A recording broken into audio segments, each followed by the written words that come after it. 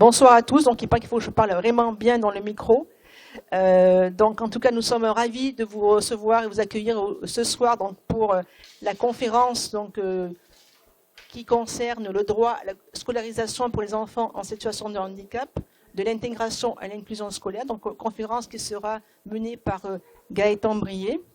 Et donc, je vais simplement vous présenter le contexte de la semaine gardoise des droits de l'enfant. Donc, je suis membre de l'association DEI GAR, Défense des enfants internationale.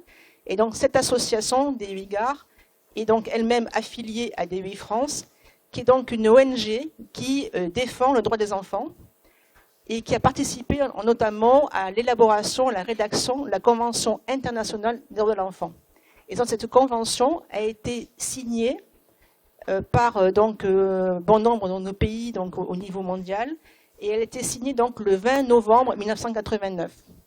Et donc, chaque année, nous célébrons le 20 novembre la journée universelle des droits des enfants. Et à l'occasion de cette célébration, eh bien, nous organisons la semaine gardoise des droits de l'enfant, semaine qui donc est également soutenue par le conseil départemental qui donc nous a aidés à communiquer sur cet événement. Et cet événement, donc la semaine gardoise des droits de l'enfant, comprend différentes manifestations, dont des conférences ici à l'université, des expositions dans différentes localités sur le département, des spectacles, des films, donc différentes manifestations que vous pouvez retrouver donc, sur le programme de la semaine gardoise des droits de l'enfant. Et donc, nous commençons une série de conférences qui vont s'échelonner entre donc, le 16 novembre et le 23 novembre, sur différents sujets. Donc demain, ça sera sur le sujet de l'enfance et la justice. Lundi, sur genre et résilience. Mardi soir, sur l'impact du dérèglement climatique sur le droit des enfants. Mercredi soir, une table ronde sur l'accès au sport, au loisir et à la culture pour les enfants, quelle que soit leur singularité. Et nous finirons donc ce cycle de conférences le 23 novembre par donc, la présentation d'un journaliste, donc Claude Hardid, d'un livre qu'il a donc réalisé après avoir passé donc 2 mois auprès donc de la brigade des mœurs donc à Marseille. Et donc il relate dans ce livre l'expérience qu'il a pu donc vivre avec cette brigade, en particulier sur différents dossiers complexes qui sont liés à des problèmes de maltraitance de l'enfant, à des problèmes d'inceste et également dans tout ce qui est risque sur Internet. Voilà, donc vous avez donc la possibilité de venir, bien sûr, à toutes ces conférences. Donc, je tenais aussi à remercier l'Université de Nîmes pour nous accueillir pour la 2e année donc, dans ces locaux et qui nous permet donc d'organiser ces conférences et qui donc nous soutiennent dans cette démarche et qui donc nous permet d'organiser toute la partie logistique, toute la partie donc aussi communication. Et bien sûr remercier donc Gaëtan Brier, qui est donc maître de conférence à l'université, qui va donc faire ce soir cette conférence. Enfin, en tout cas, merci à tous et bonne conférence. Donc, je vais laisser la parole maintenant donc, à Sarah Levigrou, qui donc, va donc, représenter l'Université de Nîmes. Merci.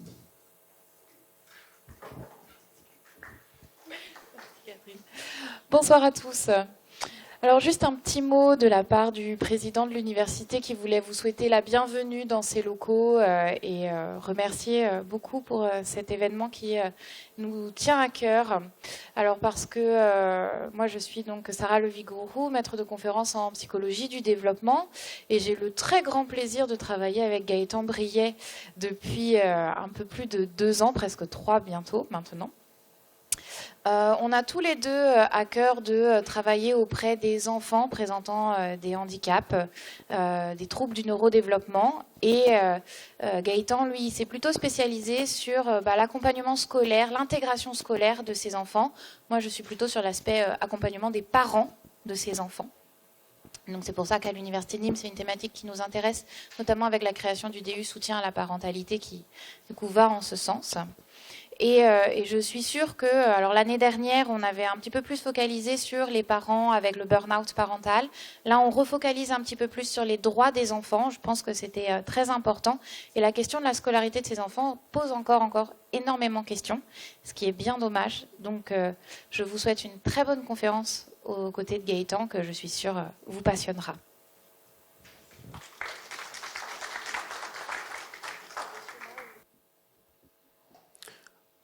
Bonjour à toutes et à tous. Oui, donc ça marche bien, vous m'entendez correctement. Merci Sarah et merci Catherine du coup pour cette introduction et du coup merci vraiment pour l'organisation de cette semaine autour de la question du droit des enfants. Moi je suis ravi d'être là avec vous aujourd'hui pour aborder une question qui est vraiment dans le cœur de mes travaux de recherche et de mes intérêts autour du droit à la scolarisation pour les enfants en situation de handicap. Alors, je vous avoue que quand j'ai préparé un petit peu cette conférence, je me suis demandé, voilà, un petit peu, je me suis pas mal questionné sur qu'est-ce qui serait intéressant ou qu'est-ce que j'aurais envie de faire passer un petit peu comme message, on va dire, autour de ce sujet-là, dans le cadre d'une conférence grand public comme celle-ci. Et du coup, j'ai essayé vraiment de structurer un petit peu ma présentation en 3 parties. D'abord, voilà, l'idée c'est d'essayer de revenir un petit peu avec vous sur de quoi on parle quand on parle d'éducation inclusive notamment, parce qu'on en parle de plus en plus. On parle aussi de la question d'une société inclusive. Donc là, l'idée ce sera vraiment de revenir avec vous et de clarifier un petit peu finalement c'est quoi l'inclusion scolaire et c'est quoi l'éducation inclusive. Dans une deuxième partie, on essaiera plutôt de se centrer finalement sur les arguments, on va dire, en faveur de l'éducation inclusive, et vraiment avec un regard plutôt qui est le mien, c'est-à-dire un regard de chercheur. L'idée est vraiment de savoir un petit peu pourquoi c'est important finalement l'éducation inclusive, et c'est un peu la question à laquelle on essaiera de répondre en deuxième partie. Et puis à la fin, j'essaierai quand même d'apporter quelques pistes. Alors vous verrez que bien évidemment ce ne sera pas exhaustif, mais sur les moyens finalement qu'on peut mobiliser pour essayer de s'inscrire dans cette stratégie de l'éducation inclusive, et voilà, en notamment vous présentant quelques stratégies d'intervention, on va dire, qui sont validées scientifiquement et qui peuvent s'inscrire justement dans le contexte scolaire pour favoriser la scolarisation des enfants en situation de handicap. Donc j'espère qu'un petit peu ce plan nous permettra de balayer un petit peu l'ensemble des questions que peut-être vous pourrez vous poser, et puis après on aura un temps d'échange si jamais il y a des choses que vous souhaitez aborder et que je n'ai pas forcément traitées dans le contenu de la présentation. Alors juste pour introduire et avant de venir ensemble sur finalement la définition entre guillemets de l'éducation inclusive, je voulais juste introduire cette présentation par une citation qui est une citation d'une personne en situation de handicap, Marcel Nuss, alors qui est en situation de handicap moteur, mais qui permet un petit peu de poser un peu les enjeux, je trouve, de la question du parcours scolaire et de l'importance de ce parcours scolaire pour les élèves que lui appelle les élèves autrement capables. Et je trouve d'ailleurs que c'est une jolie formulation pour parler finalement de la différence et des besoins spécifiques. Et finalement, ce qu'il nous dit, donc il a beaucoup œuvré pour la question du droit, pour des questions de droit pour les personnes en situation de handicap. Et ce qu'il nous dit, c'est que finalement, la capacité à être autonome dépend du parcours scolaire de chacun d'entre nous. Et puis il nous dit que finalement, par conséquent, un parcours scolaire qui serait négligé, qui serait bâclé, provoquerait immanquablement un surhandicap dont souffrira la personne devenue adulte. Donc je trouve qu'on voit bien déjà ici, juste à travers les propos d'une personne concernée elle-même par le handicap, l'importance d'essayer de faire en sorte que finalement ce parcours scolaire soit le plus adapté possible aux besoins des élèves différents, et parce que ça a aussi une influence derrière sur leur trajectoire, on va dire, de vie aussi en tant que citoyen, et donc pour aller vers une société, on va dire plus largement qui soit inclusive. Alors de quoi on parle quand on parle d'éducation inclusive? Pour essayer de répondre un petit peu à cette question-là, en tout cas de donner les éléments de réponse sur ce sujet-là. Voilà, je voulais commencer à revenir un petit peu avec vous par les textes un peu fondateurs autour des questions de l'éducation inclusive, parce que ça va permettre aussi un petit peu de voir l'évolution dans les pratiques, on va dire plutôt de politique internationale, mais aussi nationale autour de ce sujet-là, et du coup de savoir un peu mieux où on en est aujourd'hui. Donc le premier de ces textes importants, du coup Catherine vous en a parlé un petit peu en introduction, c'est la Convention internationale des droits de l'enfant, qui a été ratifiée en 1989 par presque 200 États, et qui va vraiment situer le droit à la scolarisation, donc le droit de bénéficier d'une éducation scolaire, comme étant un droit fondamental pour les enfants, sans faire de distinction déjà entre les particularités que peuvent présenter ces enfants, et donc vraiment de situer l'école comme un droit fondamental au même titre que le droit au loisir par exemple, ou le droit d'être soigné, ou le droit de ne pas être victime de maltraitance. Donc là déjà, on a un premier texte qui situe un petit peu, il y a maintenant un peu plus d'une trentaine d'années, cette question de la scolarisation.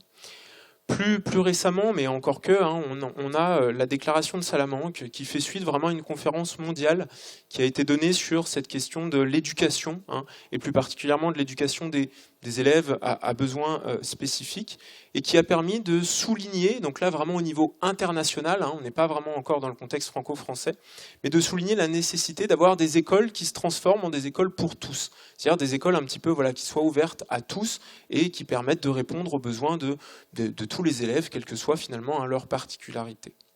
Donc c'est un petit peu la première fois qu'on vient poser dans un texte officiel cette question des besoins éducatifs particuliers et qui vient bien souligner l'idée que on peut avoir des élèves qui présentent des spécificités et ces spécificités vont amener des besoins particuliers. Et puis deux autres textes, et là plutôt cette fois au niveau national, un texte que vous connaissez sans doute probablement tous ici, la loi du 11 février 2005 pour l'égalité des droits et des chances, qui est un texte qui vient vraiment garantir le droit à la scolarisation en milieu ordinaire pour les enfants en situation de handicap. Donc c'est vraiment le texte un petit peu fondateur, on va dire, à notre niveau en France, en ce qui concerne l'inclusion scolaire des enfants en situation de handicap, parce que c'est vraiment ce texte de loi-là qui garantit à chaque enfant le droit de pouvoir bénéficier d'une éducation en milieu ordinaire. Donc ça c'est important parce que c'est vraiment finalement un texte qui identifie l'école de secteur, c'est-à-dire l'école de rattachement classique d'un enfant, comme étant normalement son lieu de scolarisation et d'éducation prioritaire. Alors attention à ce moment-là, en 2005, pour que ce soit clair pour tout le monde par rapport à ce qu'on va se dire ensuite, il n'est pas encore question d'inclusion scolaire, d'éducation inclusive. Il est juste question d'un droit à bénéficier d'une éducation en milieu ordinaire. Cette question de l'inclusion ou de l'éducation inclusive, on la voit apparaître que très récemment, finalement, il y a une dizaine d'années à peine maintenant, dans la loi de refondation de l'école, et puis elle a été réaffirmée, réactualisée dans la loi pour une école de la confiance de 2019. Et donc ces deux textes, ils vont vraiment situer l'inclusion scolaire ou la pratique de l'inclusion scolaire comme étant vraiment la pédagogie de référence à utiliser auprès des élèves et de tous les élèves, pas seulement des élèves à besoins éducatifs particuliers. Donc là, c'est vraiment deux textes qui vont souligner la nécessité pour l'école de se transformer et de devenir pleinement inclusive dans le sens où finalement l'école va devoir s'adapter à partir de là aux besoins de tous ses élèves, quelle que soit leur spécificité ou leur particularité de fonctionnement. Donc là, on a vraiment déjà des premiers textes, on va dire, plus politiques, qui nous permettent de comprendre un petit peu l'évolution des pratiques en termes de scolarisation et les enjeux autour de ces pratiques. Après, depuis à peu près maintenant une quarantaine d'années, on a donc pu observer une évolution dans les pratiques de scolarisation des enfants en situation de handicap. Et cette évolution des pratiques, elle s'est faite un petit peu en trois périodes, en tout cas on peut distinguer un peu trois périodes majeures dans cette évolution des pratiques. La première période, c'est une période qui, grosso modo, a prédominé jusque dans les années 80, dans les années 70-80, où on parlait vraiment d'une période plutôt ségrégative, c'est-à-dire vraiment à ce moment-là, on considère le handicap comme étant une différence qui finalement relève de difficultés, d'incapacité à réaliser certaines choses chez les enfants, et puis que finalement, puisque ces enfants ont des difficultés, des incapacités, alors finalement la solution qui leur est proposée, c'est plutôt d'aller vers des écoles spécialisées, vers des institutions spécialisées qui, elles, seraient plus à même de répondre à leurs particularités de fonctionnement. Un peu plus récemment, donc là on est vraiment dans les années, à partir du début des années 80, où on va entrer dans une nouvelle ère, on va dire une nouvelle période, en tout cas dans la manière de penser les pratiques de scolarisation, qui est plutôt une période dite intégrative. C'est-à-dire que là, globalement, c'est une période à partir de laquelle on va commencer à reconnaître que les enfants en situation de handicap ont le droit d'être éduqués dans le même environnement scolaire que les autres, donc d'aller à l'école ordinaire, mais finalement sous réserve que ces enfants soient en mesure de s'adapter, eux, à l'école ordinaire, c'est-à-dire de suivre finalement le cursus qui leur serait proposé à l'école ordinaire ou de s'adapter finalement voilà, aux outils pédagogiques qui peuvent être utilisés dans le milieu ordinaire. Mais la philosophie, c'est vraiment de dire, bon voilà, pour des questions de droit, on permet aux enfants de participer aux activités de l'école ordinaire, mais sous réserve qu'eux puissent s'y adapter et puissent suivre ces activités. Et puis plus récemment, donc voilà, à partir des années 90 au niveau international et plutôt des années 2010, on va dire en France, il y a un petit décalage quand même dans la mise en place des politiques éducatives, mais on est rentré dans cette fameuse période de l'inclusion scolaire et autour de l'idée que finalement, cette fois, c'est plus tellement aux enfants de montrer qu'ils sont en capacité d'être à l'école ordinaire, d'être scolarisés à l'école ordinaire et de s'y adapter, mais c'est plutôt vraiment l'inverse, c'est-à-dire c'est à l'école de pouvoir s'ajuster aux besoins spécifiques de ces élèves. Donc ça, c'est vraiment un petit peu la philosophie de l'inclusion scolaire telle qu'on la pense aujourd'hui, avec cette idée que finalement, le système éducatif devrait être en mesure de pouvoir répondre aux besoins et aux spécificités de l'ensemble de ses élèves. Alors simplement, cette évolution dans les pratiques de scolarisation, dans la manière de penser la scolarité des enfants différents, des enfants à besoins particuliers, elle a été de pair avec une évolution dans la manière de concevoir le handicap de manière plus générale. C'est-à-dire que voilà, sur les périodes un peu intégratives, on était plutôt sur une conception médicale du handicap, avec l'idée que voilà, c'est des enfants qui présentent des difficultés, des incapacités qu'il faut essayer de rééduquer, d'améliorer pour que peut-être ils puissent réintégrer le milieu ordinaire. Alors que finalement, dans la philosophie de l'inclusion, on est plutôt sur une conception sociale, une conception à minima biopsychosociale du handicap, avec l'idée que finalement, la trajectoire d'un enfant résulte pas seulement de ses difficultés, mais d'une interaction entre ses difficultés, ses particularités et son environnement, avec l'idée que finalement, si on adapte suffisamment ou si on aménage suffisamment bien l'environnement, eh bien certaines de ces difficultés ou de ces particularités pourraient finalement ne plus être un souci pour l'enfant.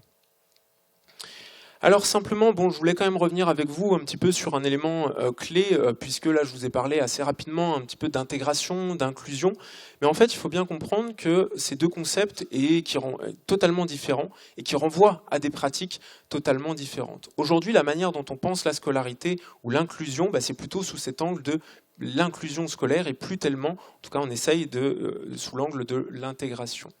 Et donc il y a des chercheurs en psycho, en sciences de l'éducation, québécois notamment, qui nous invitent à vraiment éviter de considérer l'intégration scolaire, l'inclusion, comme étant une intégration poussée. C'est-à-dire finalement une disposition où simplement les enfants seraient davantage en milieu ordinaire qu'ils ne sont habituellement, mais vraiment plutôt comme de penser l'inclusion comme une nouvelle manière de procéder et donc d'intégrer de nouvelles pratiques en termes d'accompagnement et de scolarité. Donc en termes de différence, pour vous donner un petit peu un aperçu général de ce qui va différencier les deux, déjà globalement en termes à qui s'adressent finalement ces pratiques-là, historiquement, l'intégration scolaire, c'est ce que je vous disais, c'est plutôt une pratique qui va être adressée plutôt aux élèves avec des handicaps ou des besoins légers, parce que justement l'idée derrière l'intégration scolaire, c'est que c'est aux élèves finalement de s'adapter au système scolaire et de montrer qu'ils sont en capacité de suivre. Or, pour s'adapter au système scolaire ou pour être en mesure de suivre le cursus, une scolarité, on va dire, tout à fait classique, eh bien c'est plutôt quand même les élèves avec des handicaps légers. La philosophie derrière l'inclusion, c'est vraiment l'idée que finalement l'école doit s'adapter à tous les élèves, quelle que soit leur spécificité. Donc l'inclusion en ça va concerner vraiment l'ensemble des élèves et pas seulement les élèves en situation de handicap, mais vraiment tous les élèves qui à un moment donné de leur parcours finalement peuvent présenter des besoins spécifiques ou rencontrer des particularités de fonctionnement qui fait qu'ils ont besoin d'un aménagement ou d'adaptation particulière. Donc dans l'intégration, l'élève, c'est vraiment un petit peu à l'élève de s'adapter à la classe, pour le résumer comme ça, alors que dans l'inclusion scolaire, la philosophie, c'est plutôt d'essayer de réfléchir à comment l'école peut spécialiser, peut adapter ses pratiques aux besoins de ses élèves. Donc en termes de pédagogie, l'intégration scolaire repose plutôt sur une philosophie rééducative, avec un petit peu cette idée quand même de, en quelque sorte, de normalisation, même si j'aime pas trop ce terme-là, des élèves, alors que finalement, dans l'inclusion scolaire, c'est plutôt une pédagogie basée sur la différenciation pédagogique, c'est-à-dire essayer de prendre en compte les besoins, les spécificités de chacun pour modifier ses pratiques et pour essayer de s'y adapter autant que possible. Donc après, en termes de modèle, bon, on en a déjà un petit peu parlé, l'intégration est plutôt sur le modèle médical du handicap, et puis l'inclusion plutôt sur le modèle social. Alors il y a une image que j'aime beaucoup, et je pense peut-être en effet, si vous êtes là, vous l'avez déjà vue et vous la connaissez, mais c'est une image, je trouve, qui est assez parlante pour vraiment comprendre cette distinction, pour illustrer cette distinction entre l'intégration scolaire ou l'inclusion scolaire. Donc là, on a une petite situation avec des élèves ou des enfants qui veulent assister à un match, alors on ne sait pas exactement, un match de foot, j'imagine. Oui, si on voit un match de foot, allez, on va partir du principe que c'est du foot. Un match de foot, et qui sont un petit peu, ou peuvent être obstrués par, en termes de visibilité, par un mur. Et donc vous voyez qu'un petit peu dans la philosophie de l'intégration, c'est de permettre à tous les élèves d'assister, de participer à cet événement, mais sous réserve que finalement derrière, c'est à chaque élève d'essayer de s'adapter pour participer pleinement à cet événement. Et donc finalement, on a un petit tabouret pour chaque élève, mais si chacun utilise le sien, il y a le petit garçon là à droite qui ne va pas suivre grand-chose du match. Ça, c'est un petit peu plutôt la philosophie de l'intégration. Dans la philosophie de l'inclusion, il y a l'idée vraiment d'essayer d'aménager l'environnement, et d'aménager l'environnement en s'appuyant sur l'ensemble des ressources de cet environnement-là, et en partageant ces ressources pour que chacun puisse vraiment participer pleinement aux activités. Et donc là, du coup, le garçon qui, lui, n'a pas besoin le plus grand forcément de ce petit cube pour le rehausser, va partager ses ressources avec celui qui en va en avoir besoin pour permettre à chacun de participer à l'activité de la manière la plus optimale possible. Donc voilà, il y a vraiment cette idée de qui est-ce qui doit s'adapter et comment est-ce qu'on aménage cet environnement pour permettre à chacun de participer pleinement. Alors après, vous allez me dire, bon, peut-être que finalement, c'est une vision un petit peu idéaliste, et en tout cas aujourd'hui, pour en rediscuter avec les moyens qui sont à notre disposition en tant qu'acteurs de l'éducation inclusive, bon, c'est peut-être compliqué d'être tout le temps dans l'éducation inclusive, et si vous vous dites ça, vous auriez totalement raison. On est d'accord. C'est pour ça qu'on a pas mal de chercheurs qui invitent à considérer vraiment l'éducation inclusive, non pas comme une finalité, comme une fin en soi, mais vraiment plutôt comme un processus, comme un mouvement, comme quelque chose vers lequel il faut essayer de tendre. Et donc, déjà, quand on se dit ça, je trouve que ça déculpabilise un petit peu l'idée de se dire, finalement, je ne peux pas toujours être dans l'inclusion. Non, c'est vrai que parfois, c'est compliqué. Mais l'idée, c'est d'essayer d'être vraiment de mettre en place des choses pour tendre le plus possible vers cet idéal de l'éducation inclusive. Et donc, voilà, l'idée, c'est plutôt de considérer l'éducation inclusive sous la forme d'un continuum comme ça qui irait de pratiques plutôt exclusives ou ségrégatives à des pratiques plus inclusives, voire de l'éducation inclusive vraiment tout au long de la vie. Et donc avec l'idée que c'est plutôt des cibles vers lesquelles essayer de tendre ou vers lesquelles on peut essayer de s'engager le plus régulièrement possible avec les moyens dont on dispose et en posant un petit peu des actions concrètes graduellement dans cette direction. Mais tout ça pour vous dire que il ne faut pas forcément cloisonner les choses, mais en tout cas, il faut vraiment plutôt essayer de le voir comme quelque chose vers lequel essayer de tendre tous ensemble. Alors quelques chiffres pour terminer cette partie-là sur l'éducation inclusive. Quand on regarde un petit peu les faits, on va dire concrets qu'a pu avoir l'évolution de ces politiques en termes de scolarisation pour les enfants en situation de handicap, on voit que globalement, depuis la loi de 2005, on a quand même une augmentation progressive et constante du nombre d'enfants en situation de handicap scolarisés en milieu ordinaire. Donc on peut quand même déjà se féliciter finalement de cette évolution quand même plutôt positive, avec aujourd'hui un peu plus de 430 000 enfants qui sont scolarisés en milieu ordinaire. Bon, malgré tout, quand on regarde un petit peu le détail de ces chiffres, et puis qu'on essaie de se questionner sur finalement, est-ce que cette inclusion en milieu ordinaire, elle est la même pour tous les enfants, quel que soit leur profil, quelle que soit leur particularité ? Bon, on voit quand même que du coup tous les enfants à besoins particuliers ne sont pas forcément égaux non plus face à l'éducation inclusive. Et vous voyez ici donc en bleu clair, hein, c'est vraiment la proportion des enfants qui sont scolarisés en milieu ordinaire. Bleu foncé, du coup, qui sont scolarisés en milieu ordinaire, mais avec l'appui d'un dispositif spécialisé, et puis en vert, en établissement spécialisé. Donc si on regarde un petit peu globalement ce qui se dégage, hein, on voit que les enfants avec des troubles du langage oral ou de la parole sont ceux qui vont quand même être plus fréquemment scolarisés en milieu ordinaire. Et puis bon, on va retrouver les enfants en situation de polyhandicap qui, eux, sont exclusivement scolarisés en milieu spécialisé, probablement quand même aussi pour des raisons là, de soins somatiques qui sont souvent nécessaires. Mais après, en bas on va dire de l'échelle, je trouve pas d'autres mots, mais c'est pas très joli, et je m'en excuse. Du coup, on va retrouver les enfants avec des troubles, avec un trouble du spectre de l'autisme ou un trouble du développement intellectuel, qui globalement sont quand même ceux qui tendent aujourd'hui à être le moins scolarisés en milieu ordinaire. Donc ça pose vraiment des questions un petit peu aussi sur les défis spécifiques qui sont associés à l'éducation inclusive de certains enfants à besoins particuliers. Et c'est aussi pour ça que du coup, vous verrez dans la suite de la présentation, par moment, je vais orienter mon propos plutôt autour de l'éducation inclusive des enfants avec un trouble du spectre de l'autisme, et notamment aussi parce que, je vous l'avoue, c'est aussi mon domaine d'expertise, et donc c'est plus facile pour moi d'évoquer ce sujet-là. Alors deuxième partie, on arrive un petit peu à cette question autour de maintenant qu'on a compris, enfin en tout cas qu'on s'est mis d'accord un peu tous ensemble sur ce qu'on entendait par éducation inclusive, pourquoi c'est si important? Quels sont les arguments finalement en faveur de l'éducation inclusive des enfants en situation de handicap? Alors globalement, et ce qui ressort dans le rapport mondial du suivi sur l'éducation de l'UNESCO, donc récent, de 2020, il y a deux arguments principaux en faveur de l'éducation inclusive.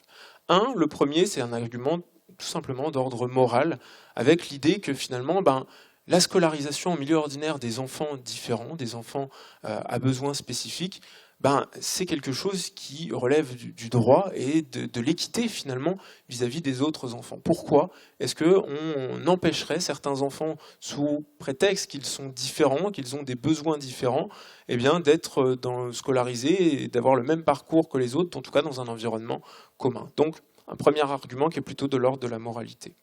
Et puis un deuxième argument sur lequel on va s'attarder un tout petit peu plus, et du coup où là je vais pouvoir moi vous donner aussi un petit peu des éléments autour des preuves scientifiques, sur l'idée que l'éducation inclusive, c'est important parce que ça peut améliorer la réussite scolaire, renforcer le développement socio-émotionnel des élèves, mais aussi leur estime de soi, et favoriser l'acceptation de l'autre, en tout cas l'acceptation des différences inter-individuelles. Donc ça, c'est vraiment un argument sur lequel on va s'attarder maintenant un petit peu en essayant de vous montrer, de vous présenter quelques exemples de recherches scientifiques qui ont été menées autour de cette question-là pour vraiment essayer de comprendre quels sont les effets de l'éducation inclusive sur le développement des enfants à besoins spécifiques qui bénéficient d'une scolarité inclusive. Alors pour répondre à cette question-là, on a différents types d'études. Alors je vais essayer de rester relativement simple dans mes propos, mais on a ce qu'on appelle déjà des études de cohorte, c'est-à-dire finalement des études dans lesquelles on va constituer un échantillon de participants et puis on va les suivre dans le temps au fur et à mesure de leur développement pour voir finalement comment ils se développent au fur et à mesure du temps en fonction peut-être de l'environnement dans lequel ils sont scolarisés. Donc là, ça ici, c'est une étude, c'est un travail que j'ai mené dans le cadre de ma thèse et qui vraiment visait à essayer de comprendre un petit peu les trajectoires de développement, c'est-à-dire l'évolution d'enfants avec un trouble du spectre de l'autisme lorsqu'ils étaient scolarisés dans le cadre de dispositifs inclusifs. Alors ces dispositifs inclusifs, pour ceux peut-être à qui ça va parler, qui connaissent, on avait deux, c'était une UEMA, donc une unité d'enseignement maternelle, qui sont des classes spécialisées en fait pour les enfants TSA de 3 à 6 ans, mais en milieu ordinaire, et qui vraiment ont une vocation finalement d'inclusion progressive.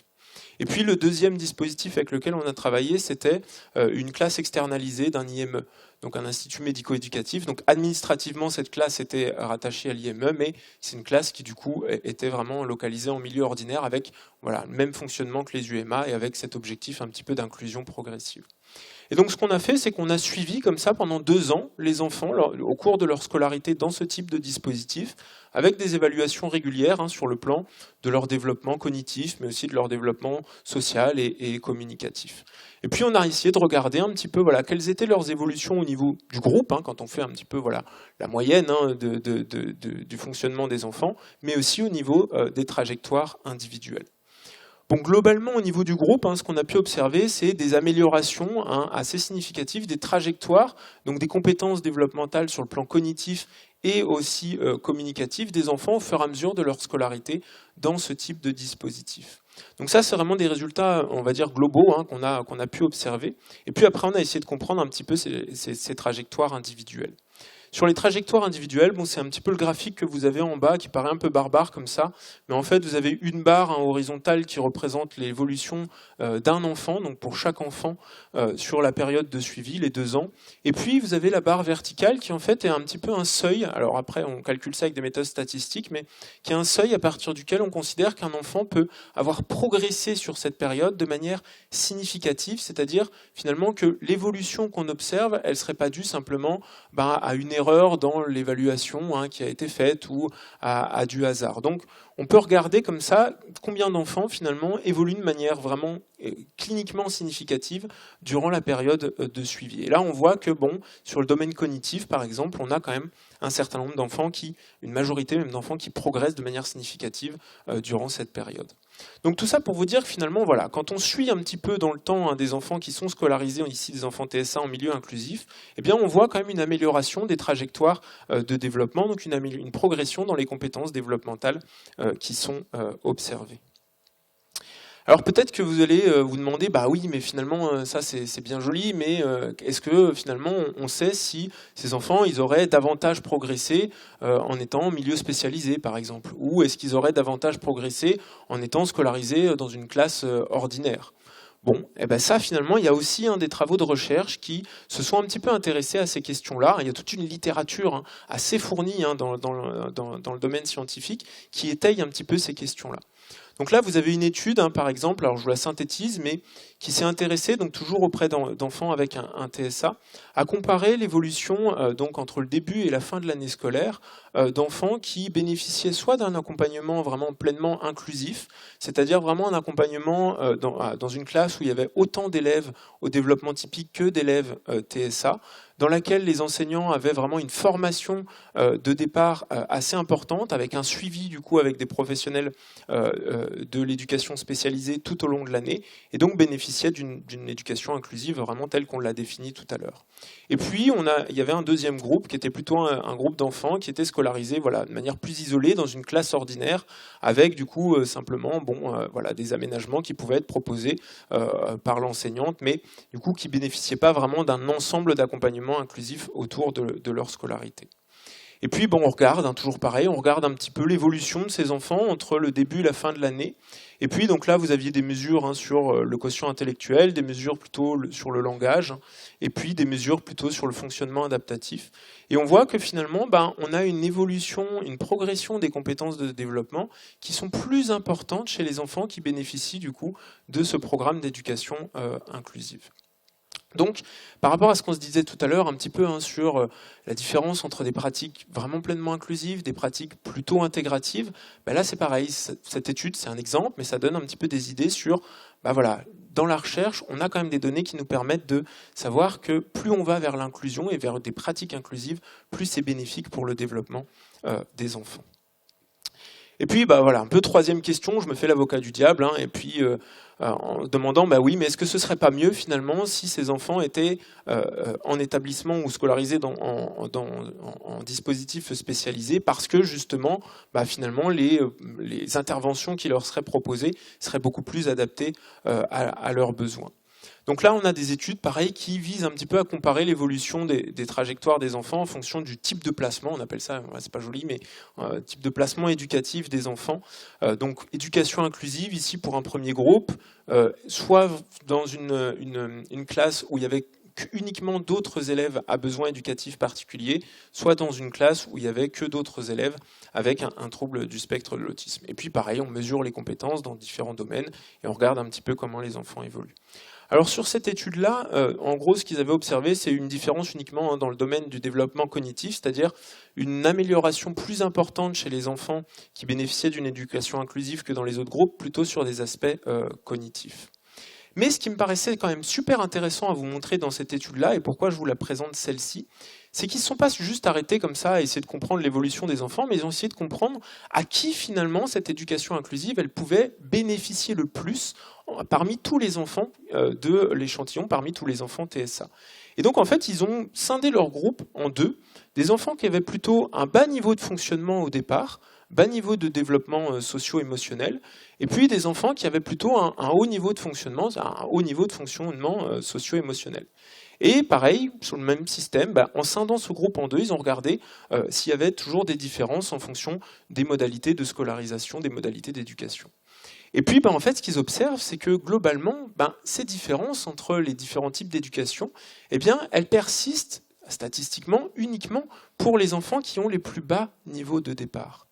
Et moi, je trouve que ça, du coup, c'est vraiment super intéressant parce que ça nous dit que finalement, l'éducation inclusive ici a été beaucoup plus bénéfique, en tout cas les enfants pour lesquels elle a été le plus bénéfique, ce sont les enfants qui avaient les plus bas niveaux de départ.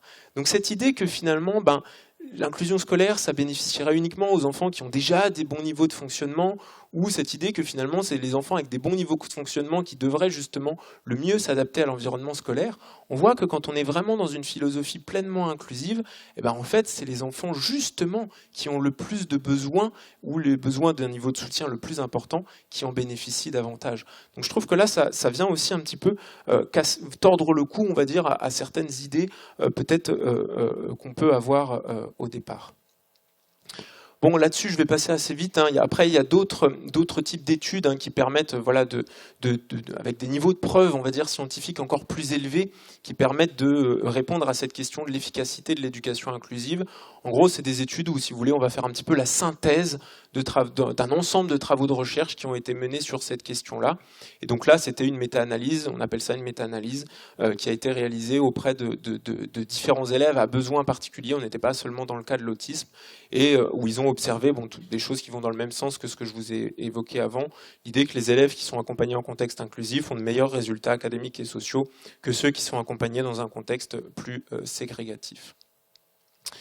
Alors simplement, je voulais terminer cette partie un petit peu sur pourquoi l'éducation inclusive et sur les effets sur le plan du développement, par poser la question un petit peu de quels effets pour les élèves cette fois ordinaires, quels effets pour les élèves au développement typique. Parce que c'est un petit peu cette idée où, en tout cas quand on discute avec certaines personnes, on peut entendre parfois des choses du type oui, mais finalement le fait d'être en contact ou avec des élèves à besoins spécifiques, ça peut être perturbant, ça peut être invalidant pour les élèves au développement typique de la classe, parce que l'enseignant va prendre peut-être plus de temps pour les élèves à besoins particuliers, parce que les élèves aux besoins particuliers peuvent avoir des comportements défis, des troubles du comportement qui viennent gêner les apprentissages des autres.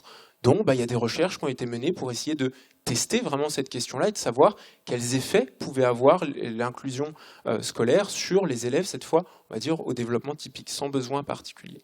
Donc là, pareil, c'est vraiment une méta-analyse que je vous présente ici et qui a regroupé 47 études, donc quand même du coup un niveau de preuve assez important, entre 1987 et 2012, et où ils ont mesuré du coup les compétences académiques, cette fois, des élèves au développement typique lorsqu'ils étaient scolarisés selon des modalités inclusives. Et globalement, ce qu'ils observent en termes de résultats, c'est vraiment qu'il y a un effet, alors faible, c'est un effet assez faible, mais quand même un effet du fait d'être scolarisé avec des élèves à besoins éducatifs particuliers sur justement les apprentissages académiques des enfants au développement typique. Mais cet effet, il est vraiment dans le sens où c'est un effet positif. C'est-à-dire que finalement, le fait d'être scolarisé dans une classe avec des élèves à besoins spécifiques amène des progrès académiques un tout petit peu plus importants pour les élèves au développement typique que lorsqu'ils ne sont pas scolarisés dans une classe avec des élèves à besoins particuliers. Donc non seulement finalement ce que nous dit la recherche, c'est qu'il n'y a pas d'effet négatif, ça ne nuit pas aux apprentissages des élèves au développement typique, mais en plus ça aurait un effet plutôt, alors faible, mais un effet plutôt positif sur leurs apprentissages.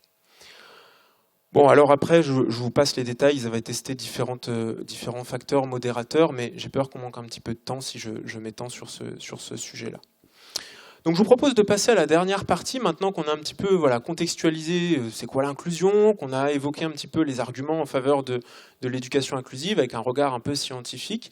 Essayer ensemble de réfléchir à finalement, oui, l'inclusion c'est bien beau, mais comment on fait ou quels sont finalement les leviers qu'on peut essayer d'actionner pour tendre ensemble vers cet objectif d'éducation inclusive.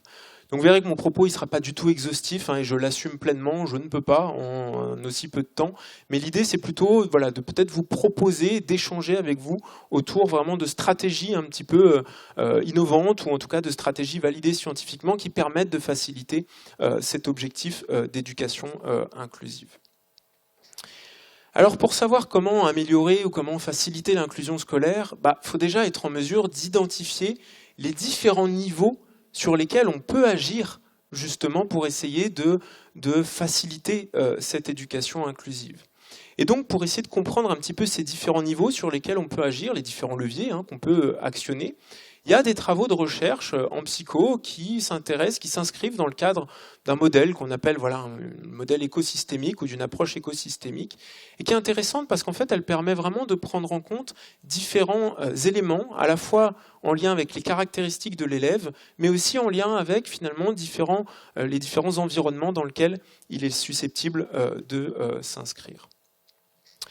Donc le premier niveau auquel on peut essayer de s'intéresser, c'est vraiment tout ce qui va être lié à ce qui s'appelle dans ce modèle théorique l'ontosystème, et qui va vraiment regrouper l'ensemble des caractéristiques de l'élève. Donc essayer de se focaliser vraiment sur l'élève en lui-même, par exemple, en essayant de prendre en considération ses intérêts dans les activités pédagogiques, en s'appuyant sur ses forces pour essayer de travailler un petit peu sur ses difficultés, essayer d'agir sur des leviers à la motivation.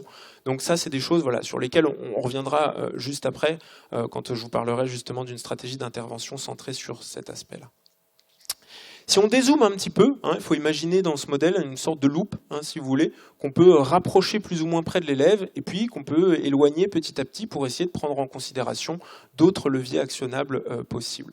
Le deuxième niveau, c'est ce qu'on appelle le microsystème. Là, on va regrouper vraiment l'ensemble des caractéristiques de l'environnement proche de l'élève. C'est-à-dire finalement les personnes qui sont en relation directe le plus souvent avec lui, donc ça peut être l'environnement familial, ça peut être bien évidemment l'école et du coup s'intéresser aux caractéristiques par exemple de l'enseignant ou de l'AESH ou des attitudes des autres élèves, des autres enfants à l'égard de l'élève à besoin particulier. En tout cas essayer d'agir plutôt sur vraiment l'environnement proche dans lequel s'inscrit l'élève. Si on dézoome encore un petit peu, on prend encore un petit peu de hauteur, de distance, eh bien on peut essayer de s'intéresser aux relations cette fois entre ces différents environnements. C'est-à-dire ne plus considérer finalement la famille, ne plus considérer l'école ou le centre de loisirs comme étant des environnements complètement dissociés, mais essayer de s'intéresser aux relations et à l'intérêt de travailler en partenariat entre ces différents environnements pour justement faciliter l'inclusion scolaire. Donc on peut travailler par exemple sur le partenariat entre les parents et les professionnels, le partenariat entre les parents et l'école, mais aussi le partenariat entre les professionnels eux-mêmes. Notamment dans le cas de l'autisme, on connaît l'importance d'un accompagnement qui soit le plus global et coordonné possible. Donc là, on peut aussi essayer d'actionner des leviers à ce niveau-là pour essayer de faciliter l'inclusion. Si on dézoome encore un petit peu notre regard et qu'on prend encore un petit peu plus de hauteur, eh bien cette fois on peut s'intéresser aux structures sociales et décisionnelles qui peuvent mettre en place des choses justement autour des politiques inclusives. Et là, finalement, on va s'inscrire vraiment dans le cadre des politiques gouvernementales à l'égard de l'éducation inclusive. On a parlé un petit peu en début de cette présentation des textes un peu fondateurs, des textes de loi qui peuvent être proposés. Ça s'inscrit là-dedans. Mais on va aussi retrouver toutes les dispositions, par exemple, en lien avec la stratégie nationale des troubles du neurodéveloppement. Alors, c'était pas du tout prémédité, mais du coup, elle est sortie cette semaine. Je ne sais pas si vous en avez entendu parler, avec un certain nombre d'actions, de pistes prioritaires qui sont identifiées. Et sans grande surprise, et heureusement, l'éducation inclusive des enfants avec un TND figure à nouveau parmi ces axes prioritaires, avec notamment, par exemple, le doublement des classes de type UMA, de type type UEA qui devrait normalement ouvrir durant la période de la stratégie. Donc ça pour dire que finalement voilà, il y a aussi des leviers à ce niveau-là. Et puis dernier niveau sur lequel on peut essayer d'agir, si vraiment là on prend le plus de hauteur possible, c'est vraiment cette fois plutôt à l'échelle de la société ou de la culture dans laquelle s'inscrit l'enfant, et plutôt notamment au niveau des normes et des valeurs qui sont véhiculées par cette société ou par cette culture. Donc par exemple, on peut essayer de travailler, alors là ça devient plus complexe, mais on peut essayer de travailler sur la question de la représentation du handicap au sein de la société à part entière. On sait que si aujourd'hui, l'éducation inclusive est particulièrement complexe, c'est aussi parce que la société inclusive est particulièrement complexe. Donc, on peut essayer comme ça d'actionner différents leviers. Donc, bien sûr, ces différents systèmes, il faut les voir comme un ensemble qui interagit les uns avec les autres, mais l'objet là vraiment de mon propos, alors ça peut paraître un petit peu théorique, et c'est probablement le cas, mais c'était vraiment d'essayer de vous montrer que finalement, même si peut-être vous en étiez déjà convaincu, quand on essaie vraiment de réfléchir à ce qu'on peut mettre en place pour favoriser l'inclusion scolaire des enfants en situation de handicap, il ne suffit pas de regarder l'enfant et son enseignante. Il ne suffit pas juste d'avoir une vision un petit peu dyadique comme ça finalement de l'inclusion, où si ça ne fonctionne pas, tout serait la faute de l'enseignant, et si ça fonctionne, c'est uniquement enseignant dépendant. En fait, si on veut vraiment collectivement réussir à finalement aller vers un peu cet objectif d'éducation inclusive, il faut agir conjointement sur l'ensemble de ces cercles-là et donc de ces systèmes. Sur l'élève, certes, mais aussi sur son environnement proche, sur les relations entre ces environnements. Et puis, il faut bien évidemment un soutien des politiques gouvernementales. Et puis, essayer de, bien évidemment, aussi changer un petit peu le regard de manière plus globale sur le handicap. Alors juste pour terminer donc sur la fin de ma présentation, ce que je voulais faire avec vous, c'était de revenir un petit peu sur deux leviers en particulier qu'on peut actionner, donc plutôt un premier au niveau de l'élève lui-même, de l'ontosystème, en abordant un petit peu avec vous, alors succinctement bien sûr, mais le rôle des solutions numériques et des technologies numériques, puisque c'est aussi quelque chose sur lequel je travaille personnellement, à des fins d'éducation inclusive, donc on parlera un petit peu de ça. Et puis, deuxième stratégie d'intervention, cette fois qui est plutôt située sur le microsystème et qui sera plutôt située sur les autres élèves en fait, de la classe, et en vous présentant un petit peu ce qu'on appelle les pratiques de médiation par les pairs, qui en fait s'inscrivent dans le cadre du tutorat entre des élèves. Et qui aussi, pour le coup, alors la présentation était déjà faite, mais qui est aussi une des stratégies identifiées dans la stratégie nationale des TND. Donc juste d'abord, quand on évoque un petit peu les solutions numériques, alors vous verrez que l'idée c'est pas du tout de vous donner une liste un petit peu exhaustive de tout ce qui existe et des effets de chacun.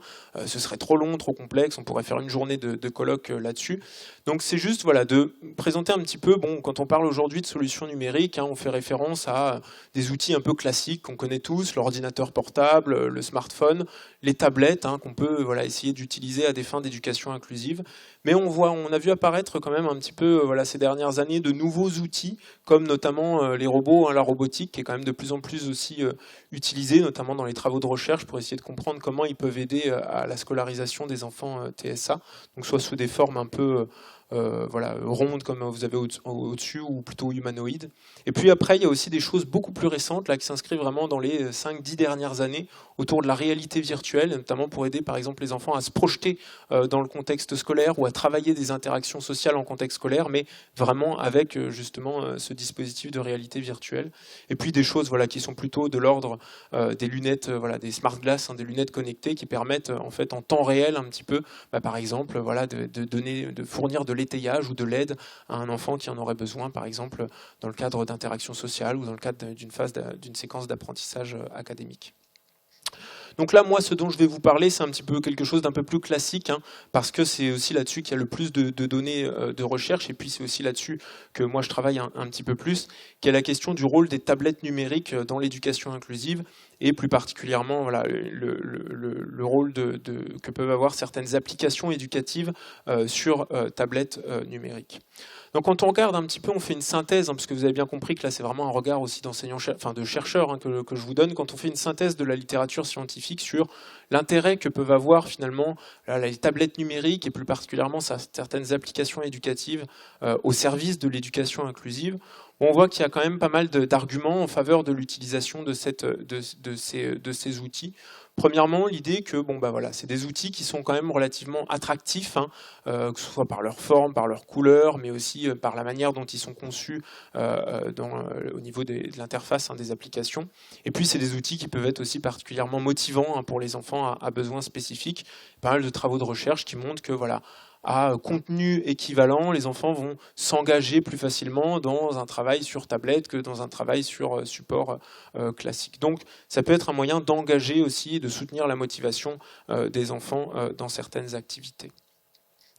Autre élément, il y a quand même des données qui montrent que ces outils-là peuvent être moins stigmatisants parfois que les outils d'accompagnement classiques. Et alors je nuance un petit peu mon propos en disant que la plupart des recherches dans ce domaine-là sont plutôt centrées sur la communication alternative. Alors pour ceux à qui ça parle, c'est vraiment la communication par échange d'images avec un classeur qu'on appelle la méthode PEX, le classeur PEX, qui est beaucoup utilisé pour les enfants avec TSA, mais voilà, avec des difficultés de communication. Et en fait, voilà, il y a des recherches qui ont essayé de comparer un petit peu les deux supports, voilà, pictogramme ou finalement tablette numérique, et on se rend compte que le regard un petit peu des autres enfants et des autres personnes de l'environnement peut être moins stigmatisant lorsqu'il s'agit d'outils numériques, parce que les outils numériques aujourd'hui, ils font aussi clairement partie de notre quotidien. Et à l'école aussi, l'école se numérise de plus en plus. C'était aussi un des objectifs de la loi de 2013, donc finalement, ils le sont de plus en plus utilisés. Autre élément en faveur de l'utilisation de ce type d'outils, c'est l'idée que finalement, les applications éducatives, elles peuvent permettre de fournir un environnement qui soit structuré, un environnement qui soit prévisible pour les enfants et qui soit surtout aussi personnalisable. Et du coup, facilement personnalisable de manière à permettre d'adapter finalement le support aux besoins de l'élève de manière beaucoup moins chronophage que ça ne peut l'être avec un support, on va dire, d'apprentissage classique. Donc ça, c'est aussi un argument un petit peu qui va en faveur de l'utilisation de ce type d'outils. Autre élément, vous avez des applications éducatives. Bon, l'idée, c'était pas de vous en faire un listing là, mais qui permettent qui s'inscrivent, en tout cas, qui ont recours à des pratiques d'enseignement efficaces. Notamment, par exemple, dans le cas de l'autisme, vous avez des applications qui s'inscrivent dans l'apprentissage répété, parce qu'on sait que c'est vraiment quelque chose qui fonctionne avec les enfants TSA, qui s'inscrivent dans le renforcement des comportements positifs, avec voilà, des petites animations de félicitations qui vont apparaître quand l'enfant va être en réussite sur ses activités. Et puis qui s'inscrivent un petit peu dans toutes ces pratiques dont on sait qu'elles fonctionnent sur le plan éducatif pour certains profils d'enfants à besoins spécifiques. Autre élément autour de l'utilisation de ces outils-là, ils peuvent permettre de suivre les progrès effectués par l'enfant. Donc pour l'enseignant ou pour l'acteur éducatif qui accompagne l'enfant, ça peut être un moyen aussi extrêmement rapide de voir et fonctionnel de voir son évolution. Et du coup, qui dit voir son évolution, voir ses progrès et donc réadapter aussi peut-être les objectifs de travail. Donc ça, c'est aussi un point intéressant. Et puis juste pour terminer là-dessus, même si je sais que ça va un petit peu vite, finalement c'est des outils qui sont intéressants parce qu'ils peuvent être utilisés vraiment dans des objectifs très diversifiés. C'est-à-dire qu'on a des applications aujourd'hui qui permettent par exemple de travailler aussi bien des apprentissages scolaires que du coup plutôt des compétences autour de la communication, que être utilisées à des fins de médiation sociale avec les autres enfants de la classe par exemple, mais aussi comme des outils plutôt d'aide à l'autorégulation pour les enfants. C'est-à-dire voilà, des outils que les enfants vont pouvoir utiliser pour être plus autonomes dans leur quotidien ou dans leurs apprentissages scolaires par exemple. Alors, justement, je voulais vous proposer un exemple de stratégie d'intervention qui s'inscrit dans l'utilisation de ces technologies numériques. Alors, je vais passer assez vite parce que je vois le temps qui défile et peut-être du coup votre attention qui défile aussi un petit peu, et c'est bien normal à cette heure-là. Mais du coup, donc, je vous présente juste le principe général, comme ça, si ça vous intéresse, vous pourrez quand même du coup retourner voir un petit peu des éléments autour de ces pratiques-là. Mais une pratique qui a recours au numérique et qui est validée, parce que l'idée c'est aussi de vous présenter ça, c'est-à-dire de présenter des techniques d'intervention qui sont validées scientifiquement et qui peuvent être mobilisées assez facilement dans le quotidien scolaire pour favoriser l'inclusion. Là, du coup, le vidéo modeling, c'est vraiment une approche qui consiste à présenter les comportements, et souvent c'est plutôt des comportements sociaux ou des comportements d'engagement dans la tâche, par exemple, mais présenter les comportements qui sont attendus par l'intermédiaire d'un support vidéo. Donc en fait, c'est simplement une pratique qui est basée sur l'apprentissage par observation, et où finalement qui s'appuie un petit peu sur les compétences imitatives des enfants, parce que oui, les enfants avec autisme, même eux, ont des compétences imitatives, qu'on soit bien d'accord là-dessus. Et bien, du coup, l'idée, c'est de leur montrer finalement ce qui est attendu d'eux, et pour qu'ils puissent du coup le reproduire derrière dans leur quotidien. Après, il y a plusieurs variations possibles de ce type d'intervention. Soit l'idée, c'est plutôt de montrer une vidéo où c'est quelqu'un d'autre, où c'est un autre enfant, où c'est un adulte qui va réaliser lui-même le comportement, comme ce que vous avez là, par exemple, sur l'écran, où c'est l'enseignante qui réalise une demande sur la vidéo, et on va montrer cette vidéo finalement aux enfants pour qu'ils puissent reproduire derrière ce type de comportement. Ou alors c'est plutôt l'élève qui va s'observer lui-même. C'est-à-dire un élève chez qui, par exemple, on peut par moment observer des comportements fonctionnels comme ça, de demande, de communication sociale ou d'engagement, mais qui les manifestent de manière un petit peu fluctuante en fonction du moment. Et donc l'idée, c'est de le filmer lorsqu'il réalise ces comportements-là pour pouvoir derrière lui montrer la vidéo et qu'il le réalise à nouveau. Donc ça, c'est une méthode qu'on appelle le vidéo modeling. Il y a pas mal de littérature, même un peu en français, là-dessus, si ça vous intéresse, et qui a été démontré scientifiquement et qui permet de développer tout un tas de champs de compétences, comme l'attention conjointe, les apprentissages aussi un petit peu scolaires, l'engagement dans la tâche, la communication avec l'autre, etc., etc. Alors je vais vous présenter un exemple d'étude qui mobilisait cette stratégie-là, mais je vais passer, parce que sinon j'ai peur qu'on n'ait pas de temps pour aborder la dernière, qui pour le coup me paraît quand même être assez intéressante.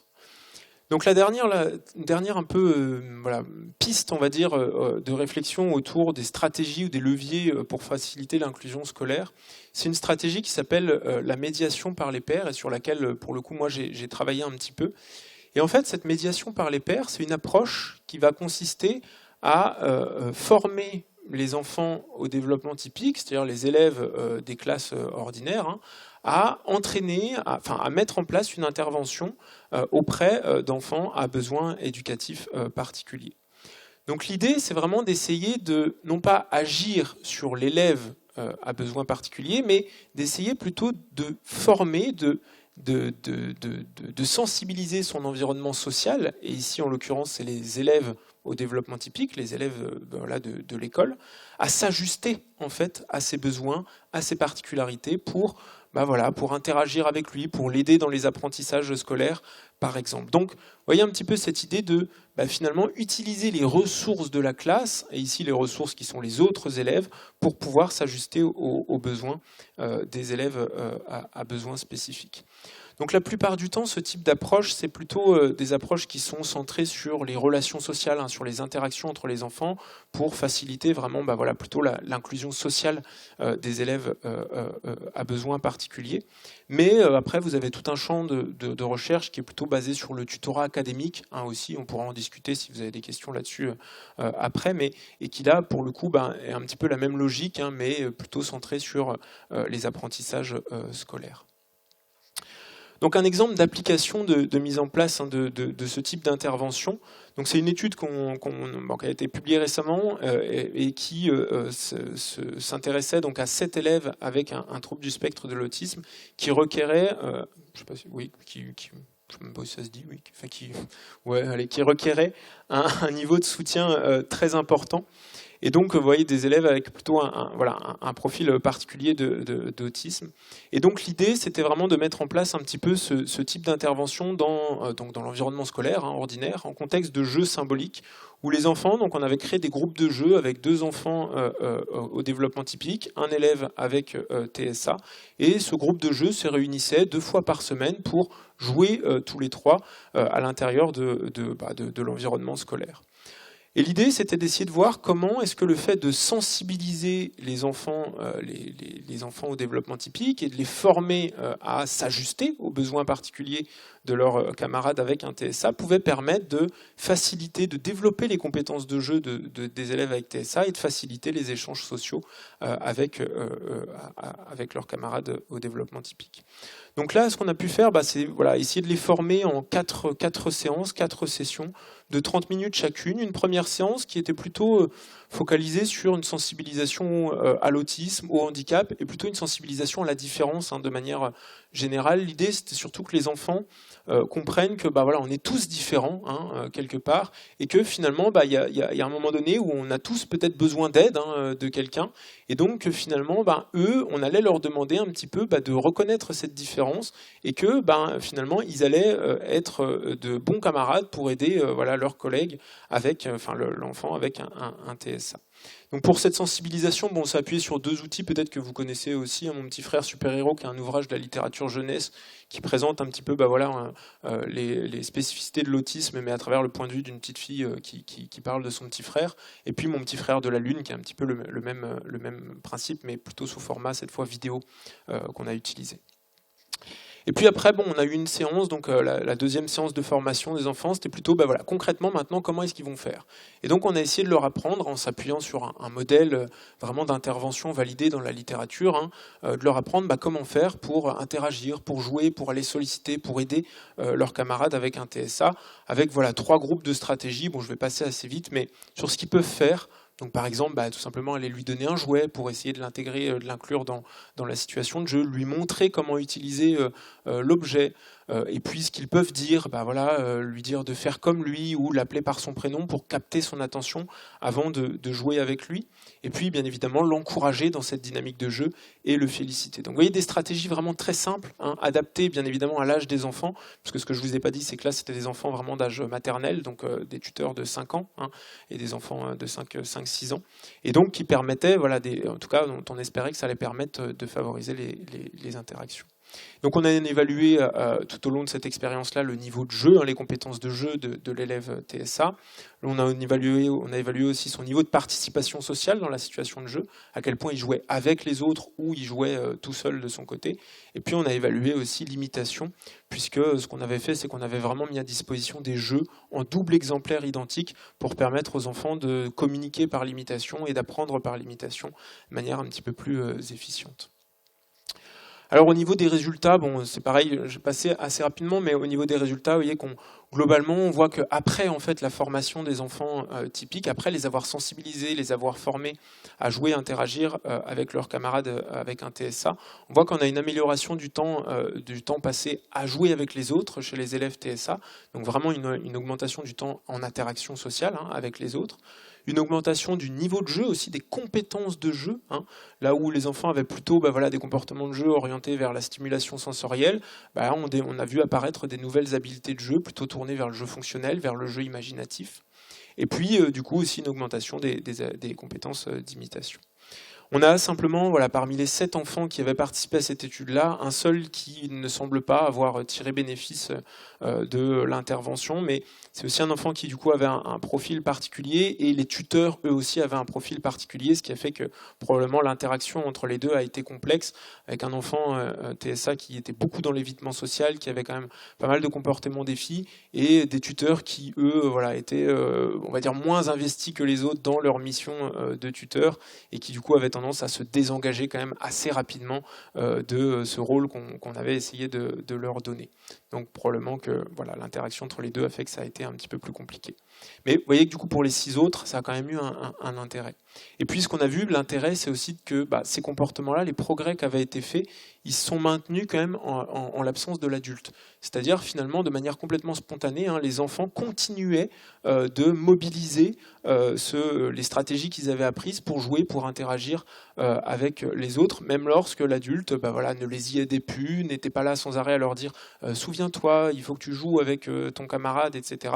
Donc ça montre bien que finalement, juste à travers une sensibilisation, une formation un petit peu minimale, on va dire, des élèves typiques, on peut réussir comme ça à favoriser l'inclusion sociale des élèves TSA. Donc pour finir, juste sur cette stratégie de médiation par les pairs, pour vous dire que c'est pas quelque chose de nouveau en soi, mais c'est quelque chose dont on reparle de plus en plus, et c'est pas pour rien d'ailleurs que ça figure dans la stratégie nationale qui est sortie cette semaine. Mais sur le plan scientifique, c'est une méthode d'intervention qui a vraiment fait ses preuves. C'est-à-dire qu'il y a vraiment beaucoup de travaux de recherche qui ont montré l'efficacité que ça pouvait avoir, qui ont montré que les compétences développées, elles se pouvaient généraliser à d'autres environnements. Donc je pense que c'est vraiment un levier assez important aussi qu'on peut utiliser en contexte scolaire, de solliciter les autres élèves pour pouvoir faciliter cette inclusion. D'autant que la médiation par les pairs, c'est pas pour en faire l'apologie, mais l'idée c'est que ça puisse s'appliquer aussi à des contextes très variés en fait du quotidien scolaire, aussi bien en situation de jeu que dans le cadre des apprentissages académiques, que pendant les temps un petit peu de récréation, qui sont des temps en général particulièrement complexes pour les enfants à besoins particuliers, et que des temps par exemple de repas du midi à la cantine. On a des preuves scientifiques sur l'efficacité de cette méthode dans différents contextes. Et puis, bien évidemment, c'est efficace pour les élèves avec un TSA. Il y a un petit peu moins de littérature pour les élèves avec d'autres besoins particuliers, mais quand même, il y a quelques travaux qui montrent que ça peut leur être utile. Donc je pense qu'en fait, la suite des travaux de recherche va aussi s'étendre un petit peu à d'autres profils d'élèves, parce que, par exemple, pour les élèves avec un TDAH qui rencontrent aussi des difficultés de partage social, on va dire, avec les autres enfants en contexte scolaire ordinaire, c'est une méthode qui pourrait aussi être particulièrement intéressante. Et puis le dernier point, puisque c'est toujours un petit peu la question de « Ok, mais quand même, ces pauvres petits bouts de choux typiques, là, on ne va pas les forcer à aider les enfants TSA, ou alors finalement, c'est peut-être du temps qu'eux perdent à faire ça et qu'ils n'exploitent pas pour leur propre développement ou leurs propres apprentissages scolaires. » Donc c'est pareil, la recherche s'est un peu penchée sur cette question-là, et vraiment concrètement, il n'y a pas d'effet négatif de la participation à ce type de pratique sur le développement, sur les apprentissages scolaires des élèves typiques. Bien au contraire, on a tendance à observer vraiment une plus grande ouverture à la différence, une meilleure estime de soi, parce qu'on est dans l'autre, du coup on se renforce aussi soi-même dans son propre sentiment de compétence. Et puis, du coup, c'est aussi des élèves qui vont être plus empathiques, plus tournés vers l'autre et vers l'identification de ses besoins. Donc je pense que ça peut être c'est aussi une méthode intéressante à ce niveau-là en termes d'ouverture, on va dire, et de tolérance à la différence. Donc simplement, je terminerai cette conférence et ma présentation juste par une citation, comme ça je boucle un petit peu la boucle de départ.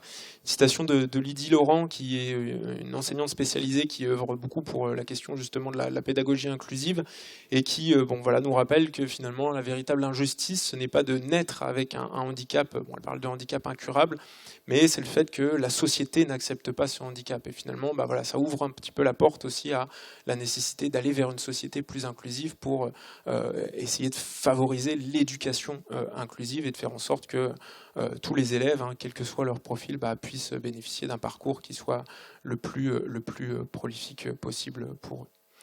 Voilà, j'espère que ça n'aura pas été trop long, vous aurez quand même, ça vous aura intéressé, et je vous remercie de votre attention.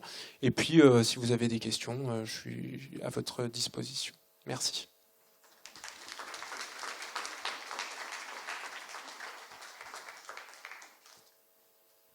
Bien, donc, effectivement, on va prendre le temps d'échanger.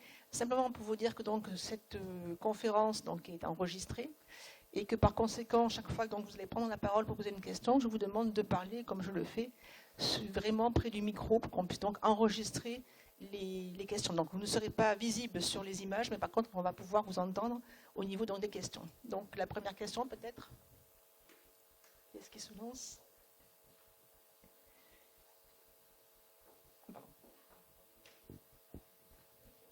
Là-bas, Catherine.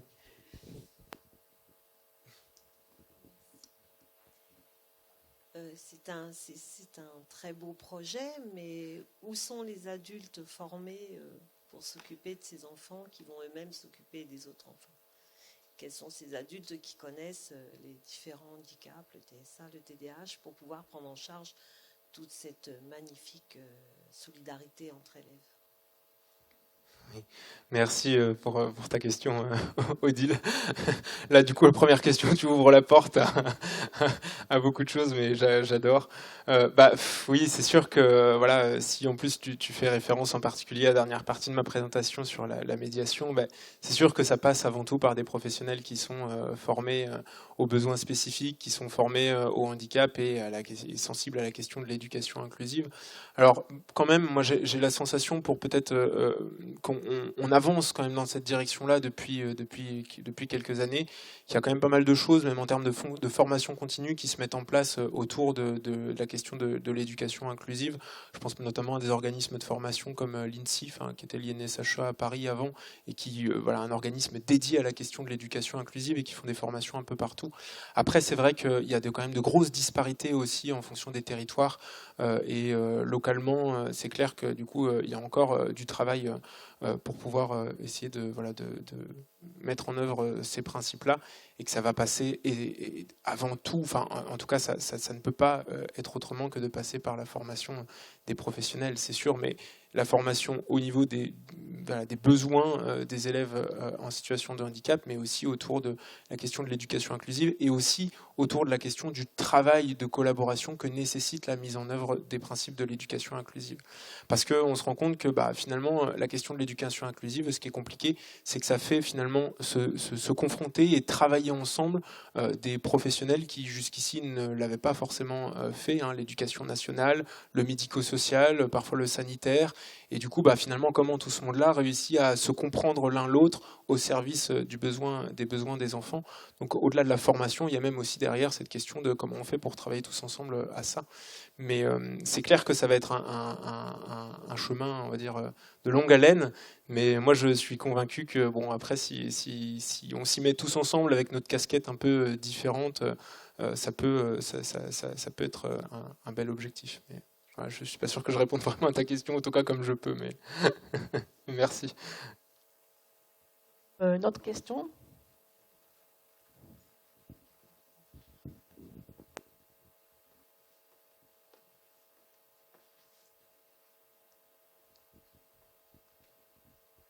Merci. À un moment donné, c'est juste un mot. Vous avez dit communication. Et par rapport au classeur PECS, vous avez utilisé un mot et ça a l'air d'être une science qui s'étudie. Ouais, alors je pense peut-être faire référence à la communication alternative. C'est ça, merci. C'est ça, c'est la communication alternative merci. Et augmentée. Et merci beaucoup. En fait, c'est un moyen, je ne sais pas si vous voulez les éléments complémentaires, c'est vraiment un moyen de communication alternatif, parce que du coup, au lieu de passer par le langage, on va plutôt passer par des images que l'enfant va échanger avec ses partenaires de communication. Donc on parle de communication alternative pour ça, et augmenter, parce qu'en fait, ça va permettre de développer, d'augmenter le répertoire des possibles dans le champ de communication de l'enfant, à travers justement ces images. Et donc ça, c'est une méthode de communication alternative qui est beaucoup utilisée auprès des enfants non-verbaux, et qui permet de développer à la fois une communication fonctionnelle pour eux, donc d'interagir avec les personnes autour d'eux, mais aussi on sait que ça permet aussi de développer la communication langagière à terme, et que c'est pas un frein au développement du langage, mais plutôt justement un vecteur par lequel le langage peut se mettre en place. Donc voilà, je pense que ça donne des éléments de précision. Moi, j'avais juste une question par rapport à un moment donné où vous avez présenté l'étude auprès des enfants, et vous parliez justement de montrer la diversité, etc. À chaque fois dans le milieu scolaire, en montrant là où il y a mon petit frère de la Lune, dans la Lune. Et en fait, c'est 2 documents qui montrent un jeune garçon blanc autiste. Alors qu'on sait que il y a une population féminine dans l'autisme, une population, qui a quand même une diversité. C'est juste, est-ce que il n'y avait pas de ressources à ce niveau-là pour diversifier le document? C'est juste une pure curiosité, j'avoue. Non, mais c'est une bonne question, et je vous remercie de la poser, parce que c'est vrai que Pour être honnête, c'est le choix des supports dans cette étude-là a été fait surtout sur la base de la littérature scientifique existante. Et on a repris un petit peu des supports qui avaient déjà été utilisés dans des recherches antérieures et qui avaient montré des effets bénéfiques en termes de sensibilisation. Mais c'est vrai qu'on ne s'était pas tellement posé la question du fait que déjà dans les deux cas, ce soit un garçon qui soit représenté. Alors on sait qu'il y a quand même une différence de sexe ratio dans l'autisme qui est plutôt en défaveur justement des garçons. C'est ce qui peut peut-être expliquer aussi qu'on a une littérature de sensibilisation à l'autisme qui met en scène, c'est pas le bon mot, mais en lumière plutôt des garçons. Mais c'est vrai qu'on aurait pu utiliser tout à fait aussi des supports plus diversifiés, à la fois en termes de couleur de peau, par exemple, de l'enfant, ou de genre, mais aussi d'âge. Hein. Après, voilà, c'est vrai que voilà, le choix il a été fait plutôt comme ça, mais c'est vrai qu'on aurait pu le faire autrement.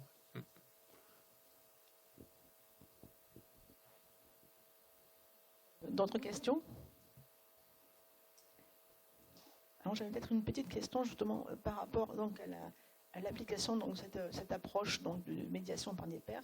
Est-ce que cette approche a été aussi appliquée à des enfants un peu plus âgés, ou vous pensez que justement le fait de faire donc d'appliquer cette méthode pour des enfants qui sont assez jeunes, bon, si j'ai bien compris plutôt en maternelle, qui sont peut-être plus spontanés, qui effectivement se posent peut-être un peu moins de questions, est-ce que donc l'application se fait plus facilement? Ouais, merci pour votre question. En effet, là, du coup, ce que j'ai présenté, bon, c'est une étude en particulier, une étude qu'en plus on a menée nous, qui était plutôt auprès d'enfants d'âge maternel. Mais en fait, en réalité, le gros de la littérature sur la médiation par les pairs, il est plutôt chez les enfants d'âge primaire, d'âge élémentaire.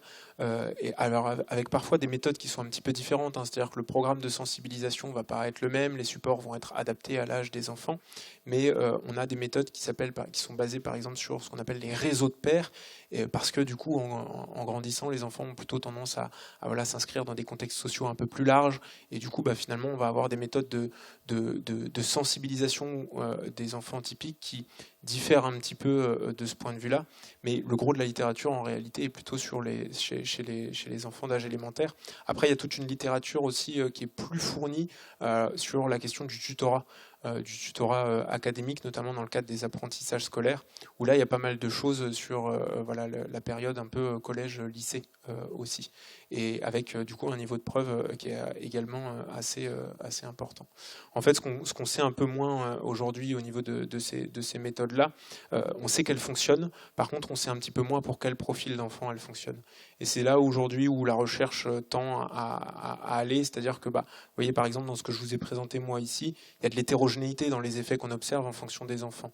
Et ce qu'on sait un peu moins bien, c'est qu'est-ce qui fait que ça fonctionne très bien pour certains enfants, moyennement bien pour d'autres, et que peut-être ça ne fonctionne pas à certains moments pour certains. Donc c'est vraiment là-dessus qu'on va aller. Mais voilà, globalement, il y a de la littérature sur différentes tranches d'âge. Ouais. Ouais. D'autres questions? Pardon, voilà.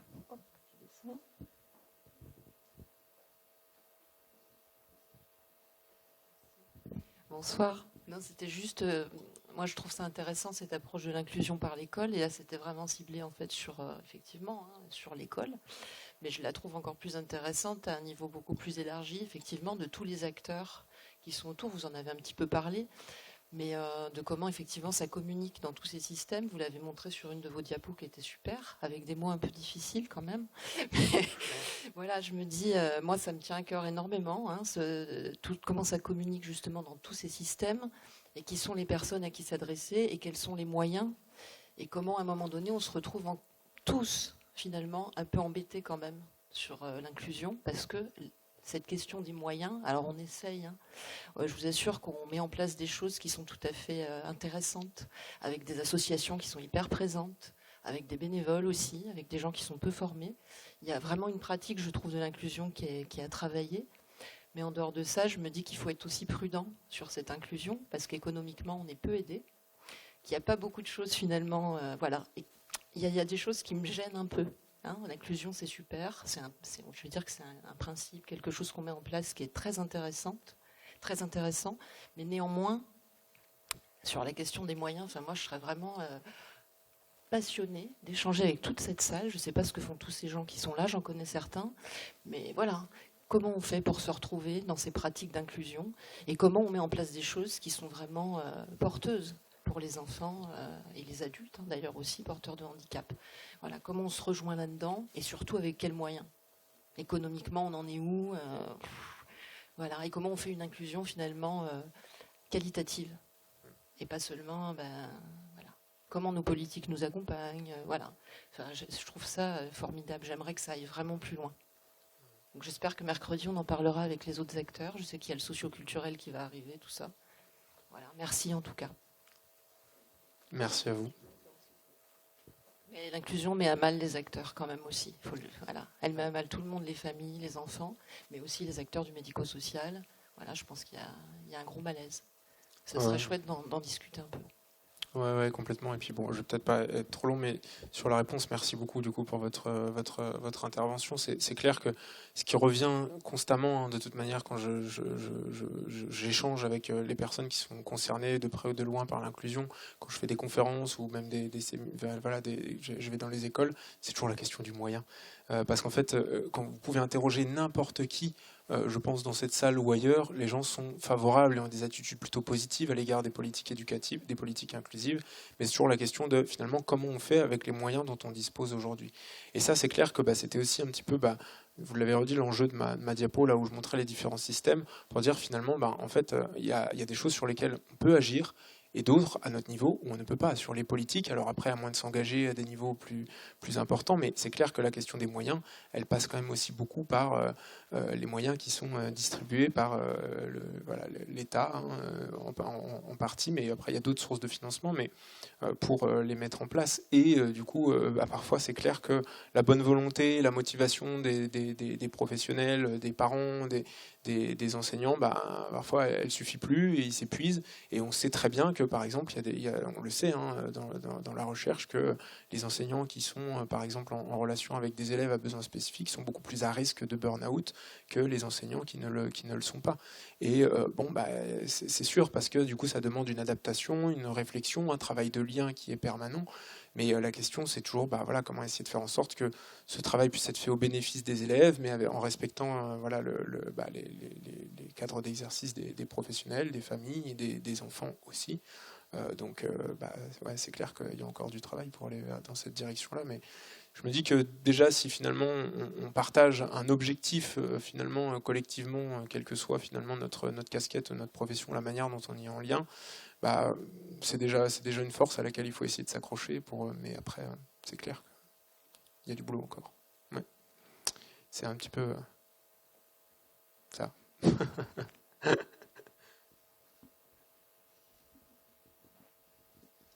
Oui, merci.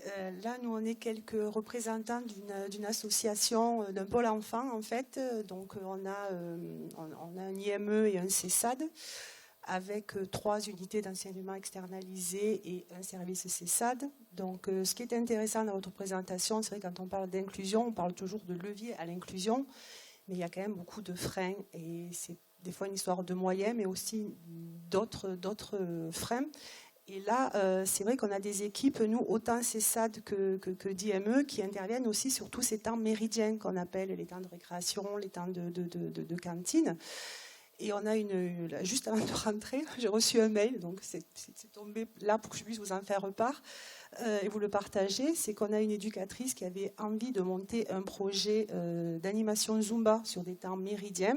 Et en fait, là, on vient de recevoir la réponse négative. C'était une éducatrice qui intervient, donc du coup, qui accompagne l'enseignante et les temps de cantine dans un collège sur notre unité d'enseignement externalisé. En fait, ça nous est refusé qu'elle intervienne sur un temps de Zumba, d'animation, où on voulait le croiser avec nos jeunes ados et les ados du collège pour une question de sécurité. Voilà, là, ils sont en train, là, c'est la réponse qu'on vient d'avoir aujourd'hui. Voilà, donc c'est quand même encore d'actualité, même si on est 20 ans après la loi 2005 et voilà. Donc c'est vrai que c'était intéressant de parler en termes de levier, bien sûr, parce qu'il y a plein de dispositifs. Moi, c'est vrai que j'interviendrai aussi mercredi avec Isabelle. Donc il y a des leviers aussi par le sport et les loisirs. Mais il n'empêche qu'il y a quand même cette réalité-là et qui pose problème. Et là, il faut vraiment parler en termes de freins. Ouais, complètement. Merci du coup pour votre intervention. C'est clair que c'était un parti pris, hein. Je ne vais pas mentir, du coup, dans ma présentation, de mettre l'accent plutôt, j'y ai réfléchi, hein, je vous assure, à bon, qu'est-ce que je vais présenter? Est-ce que du coup, je présente aussi les freins? Mais l'idée, voilà, c'était volontairement d'essayer de mettre l'accent sur plutôt ce sur quoi on peut essayer d'agir, sur les leviers, mais c'est clair qu'il y a des freins qui sont innombrables, hein, à la mise en place des pratiques inclusives, et ces freins, on les retrouve en fait aux différents niveaux, hein, du modèle là que je vous ai présenté. C'est-à-dire qu'ils peuvent être aussi bien parfois au niveau de l'élève qu'au niveau du coup de l'enseignant, qu'au niveau du coup plutôt de l'établissement scolaire ou des autres personnels qui interviennent, qu'au niveau des politiques, etc., etc. Donc c'est clair que du coup, qui dit frein dit aussi du coup essayer de contourner ces freins ou de mettre en place chercher des leviers, hein, pour les favoriser. Mais du coup, votre exemple là, il est assez parlant, hein, dans ce qu'on peut encore observer aujourd'hui. Et bon, je pense que là, il y a vraiment un travail à faire, que ce soit de notre part, mais aussi de tous les professionnels qui sont concernés en termes de sensibilisation. Parce que si du coup la raison pour laquelle du coup l'intervention a été rejetée, c'est la peur, la crainte finalement, je pense que du coup il faut, spontanément j'aurais tendance à envie de dire, il faut échanger, il faut discuter avec les personnes qui manifestent cette peur, cette crainte, et déconstruire finalement, essayer de déconstruire en tout cas de leur faire voir peut-être une autre perspective plutôt basée sur l'enrichissement mutuel des élèves et l'enrichissement à être en contact avec des élèves différents. Donc, parce que y a pas mal de données là-dessus. Et ça, c'est clair que c'est quelque chose qu'on retrouve beaucoup chez les enfants, dans l'approche de la médiation là, dont je vous ai parlé, où ça peut arriver qu'il y ait des parents d'élèves au développement typique qui refusent que les enfants participent à ce genre d'activité parce que crainte qu'ils soient tapés, crainte qu'ils soient malmenés ou que ça soit néfaste pour lui. Et de mon expérience, après ça reste, j'ai pas un aperçu général, hein, ça reste des expériences isolées, mais quand vraiment j'ai pris le temps d'échanger avec ces familles et de leur présenter, par exemple ce que je viens de vous présenter là, sur plutôt les bénéfices que ça pouvait avoir en termes de tolérance, d'empathie, d'acceptation, et puis pour l'enfant lui-même, dans l'effet tuteur par exemple, c'est vrai qu'il y a des barrières, des résistances qui peuvent se lever petit à petit, mais ça prend du temps et de l'énergie, c'est clair. Mais il y a encore beaucoup de freins, c'est sûr. D'autres questions? Est-ce qu'il y a eu des études par rapport à la gestion de groupes classes avec l'inclusion justement et différentes troubles neurodéveloppementaux, parce que là on a vu vraiment les effets sur un enfant et les pères qui viennent en soutien, mais souvent dans les classes il n'y a pas qu'un trouble. On peut avoir un TSA et un autre enfant qui est TDAH et ainsi de suite. Et est-ce qu'il y a eu des études de fait sur les interactions entre les enfants qui sont atypiques mais aussi qui ont des spécificités différentes, et comment le groupe classe fonctionne, parce que finalement quand on est dans une classe, ils ne sont pas que par 2 ou par 3, il y a tout un groupe à gérer et c'est ce qui rend les choses un peu explosives, on va dire ça comme ça, dans l'inclusion. Et est-ce que il y a des études qui ont été menées sur finalement comment fonctionne un groupe classe avec beaucoup d'enfants différents, et est-ce qu'il y a des stratégies qui peuvent être mises en place pour aider à gérer ça pour les enseignants? Ouais, merci pour votre question. Alors, il y a des études sur le groupe classe en tant que tel, dans les classes où il y a des élèves à besoins spécifiques, il y en a. Après, il y en a pas mal plutôt dans le champ des sciences de l'éducation, en lien avec les stratégies justement pédagogiques qui peuvent être mobilisées, par exemple, pour répondre à cette diversité. Et c'est plutôt, par exemple, je vous parlais du tutorat tout à l'heure.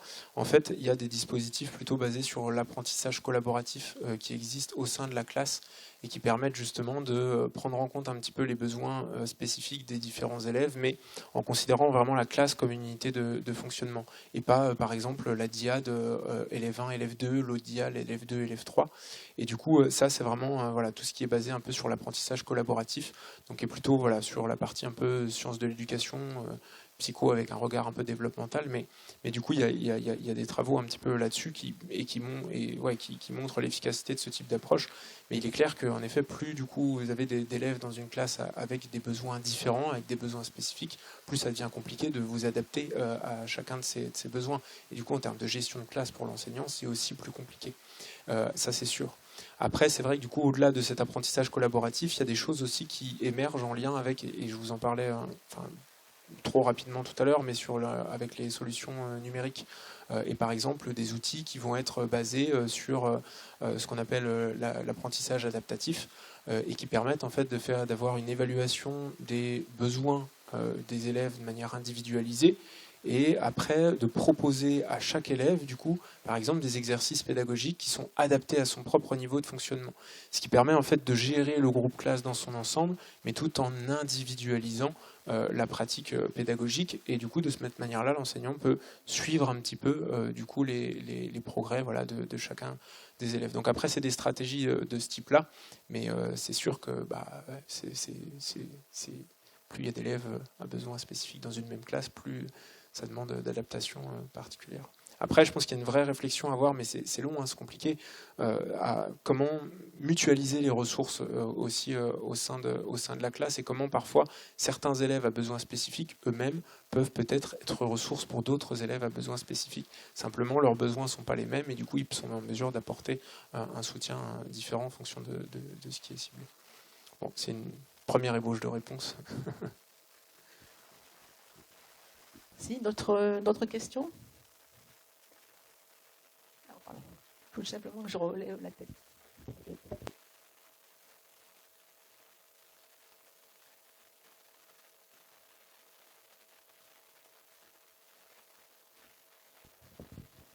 Bonsoir.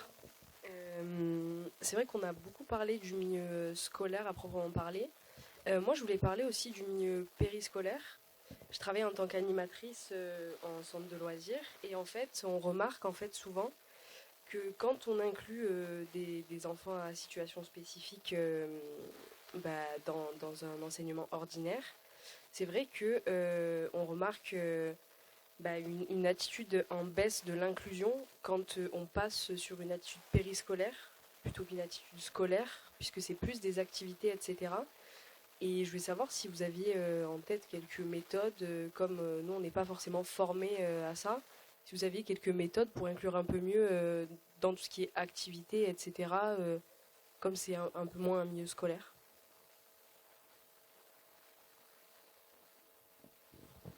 Alors, merci du coup pour votre question. Alors, si je comprends bien la question, du coup, c'est plutôt en fonction de la nature des activités que peuvent réaliser les enfants sur le périscolaire, qui est différente du contexte scolaire.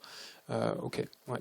Alors, en fait, vraiment je vais vous répondre avec un regard très, celui de chercheur.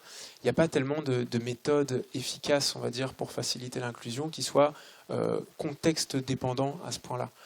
C'est-à-dire qu'en fait, les méthodes efficaces pour faciliter l'inclusion scolaire, vous allez les retrouver aussi bien au sein de la classe que du coup sur des temps plutôt de jeu libre, par exemple, mais toujours au sein de la classe, que du coup sur des temps de jeu au moment du périscolaire. J'ai pas connaissance vraiment de méthodes qui seraient spécifiques à ce temps-là. En plus, sur le périscolaire, j'imagine que ça dépend aussi de ce qui est fait sur le temps périscolaire. Mais j'ai envie de penser que les mêmes ressources, finalement, peuvent être mobilisées dans les différents environnements. Simplement, après, à voir en fonction de ce qui est fait, comment ça peut être adapté, peut-être en termes de durée, peut-être en termes de support. Mais sinon, sur le principe, donc j'ai pas vraiment de réponse à vous apporter là-dessus. Mais voilà, j'ai pas connaissance vraiment de méthode dédiée à ce temps-là. C'est plutôt les mêmes. Ouais, allez-y si vous avez. Ouais.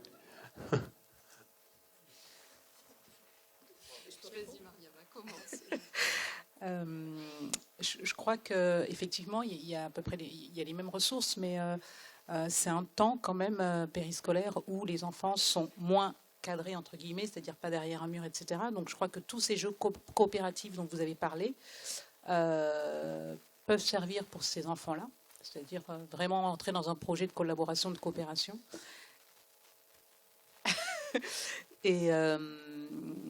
Et voilà, donc c'est vrai que les tablettes peuvent servir aussi à certains moments. Je crois que ce qui est important, c'est de pouvoir trouver des espaces où les élèves qui sont peut-être trop agités parce qu'ils ont un TSA par exemple ou un TDA puissent se ressourcer dans ce coin-là, puissent prendre un livre, puissent prendre une tablette, etc. Et puis ceux qui ont vraiment besoin de se défouler, d'être à l'extérieur, de pouvoir faire tous ces jeux coopératifs qu'on trouve assez facilement voilà, sur des sites.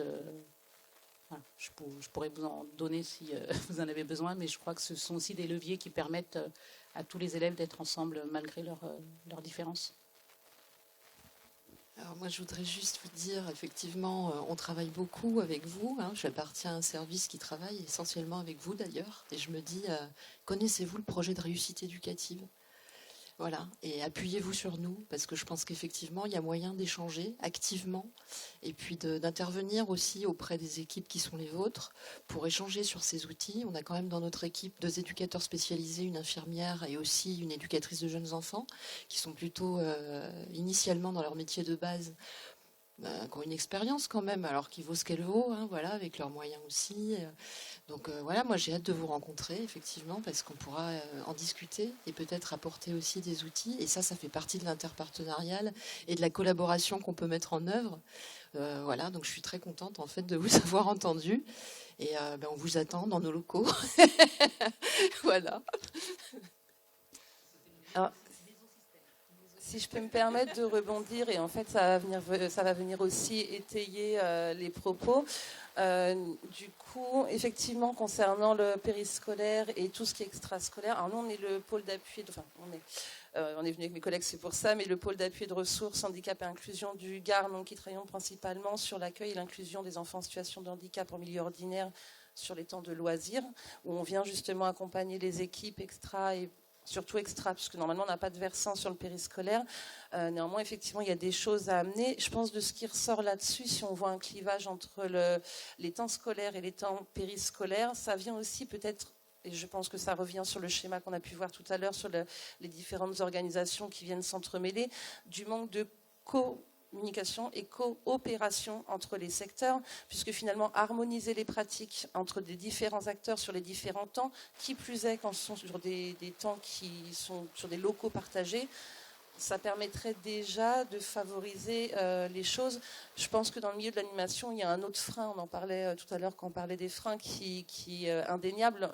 On parlait de moyens, c'est pas que des moyens financiers, c'est aussi la qualité des moyens humains, notamment la problématique du gros turnover dans les structures de loisirs, hein, quelles qu'elles soient, mais qui rend vraiment difficile d'avoir un continuum éducatif commun et cohérent pour l'enfant, qui crée déjà une instabilité pour n'importe quel enfant, dont les répercussions sont bien évidemment multipliées sur les enfants en situation de handicap, puisque nous, souvent, ce qu'on vient dire, c'est que l'enfant en situation de handicap, il vient juste mettre en lumière les dysfonctionnements inhérents à un système, mais qui déjà est dysfonctionnel pour n'importe quel enfant. Lui, simplement, il ne peut pas surcompenser ou se suradapter, donc ça vient faire exploser ce dysfonctionnement. Après, il existe des ressources, voilà, sur le territoire. Le Gard est quand même très riche, effectivement, que ce soit sur le territoire nîmois ou ailleurs, donc il ne faut pas hésiter à... Alors effectivement, souvent c'est le repérage et la lisibilité de ces acteurs qui peut être difficile, mais il y a le Relais Loisirs Handicap 30, le pôle d'appui, effectivement tous les systèmes de PRE. Voilà, il y a pas mal d'associations qui peuvent venir contribuer ou harmoniser les choses. Donc je ne sais pas comment ça se passe au niveau de l'organisation là sur le DE, si du coup il y a des coordonnées qui peuvent être transférées par rapport à...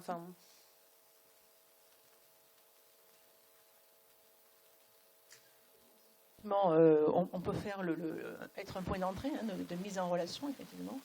Si c'est possible, oui, on peut. Donc vous avez effectivement sur les petits flyers ou livrets, vous avez les coordonnées donc, de l'association, et ensuite donc, on peut être en relation avec d'autres partenaires. Et sinon, il faut venir mercredi prochain sur la table ronde, je fais de la pub en même temps, présentée par Isabelle Viala.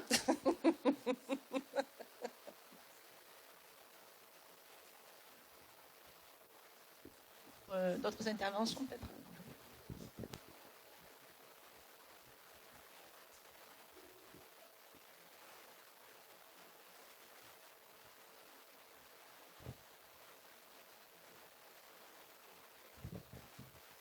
Oui, mais en fait, moi, c'est juste pour venir un peu appuyer ce qu'elle disait au niveau de la remarque, c'est que, ouais, aussi, en dehors de ces temps, même déjà les temps scolaires pour une personne ou un individu en situation de handicap, en fonction du handicap, ça peut être très épuisant. En fait, les temps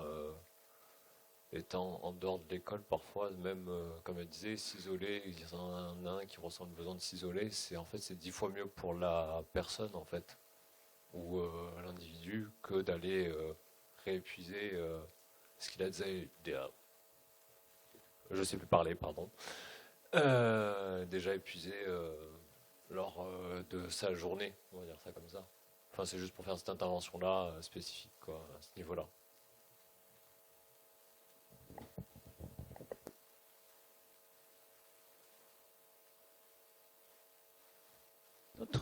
D'autres interventions? Oui, Isabelle? Il y a le trio. On va la faire ce soir en fait. Non, juste pour un petit peu conclure en fait. Enfin, conclure sur la... Pas conclure, non, c'est pas ce que je voulais dire. C'est la conclusion de ma... Non, enfin, pour illustrer, je pense, à un moment vous l'aviez dit au début, c'est que les acteurs doivent travailler ensemble. C'est ce que tu m'as dit là-dessus. Donc, en effet, il y a matière, il y a de l'offre. Le problème, c'est qu'on ne sait pas le faire. C'est aussi passer l'info, mais enfin, c'est une nouvelle façon de travailler. On sait le faire parce que un petit peu par réseau comme ça, mais c'est quelque part, je pense, un modèle un petit peu à réinventer sur comment les acteurs sur un territoire peuvent réellement travailler ensemble, puisque tout est constitué pour qu'on soit en concurrence. Association, défense, on appelle à projet, pas d'un copain. Et donc sur un territoire, moi je crois beaucoup au local. Donc c'est ce tissu humain qu'on doit créer. Le monde associatif a toute sa place là, je pense, il est très fort en fait. Et du mal à rentrer dans l'éducation nationale, dans le milieu plus institutionnel. On a été reçu par l'éducation nationale exceptionnelle l'année dernière, mais on sent l'éducation nationale s'ouvrir un tout petit peu, mais c'est quand même une grosse machine. Donc c'est là-dessus qu'on va se battre, les assos, on fait que voilà, on se bagarre chacun notre, enfin, comme on peut ensemble. Enfin, il y a du réseau, mais c'est construire ce modèle, à mon avis, qui est une des priorités, et ça enlèvera beaucoup de flarin. Voilà. À mercredi. D'autres, encore, on va prendre une ou deux dernières questions. On a encore un petit peu 5 minutes. Qui est-ce qui voudrait intervenir? Pardon.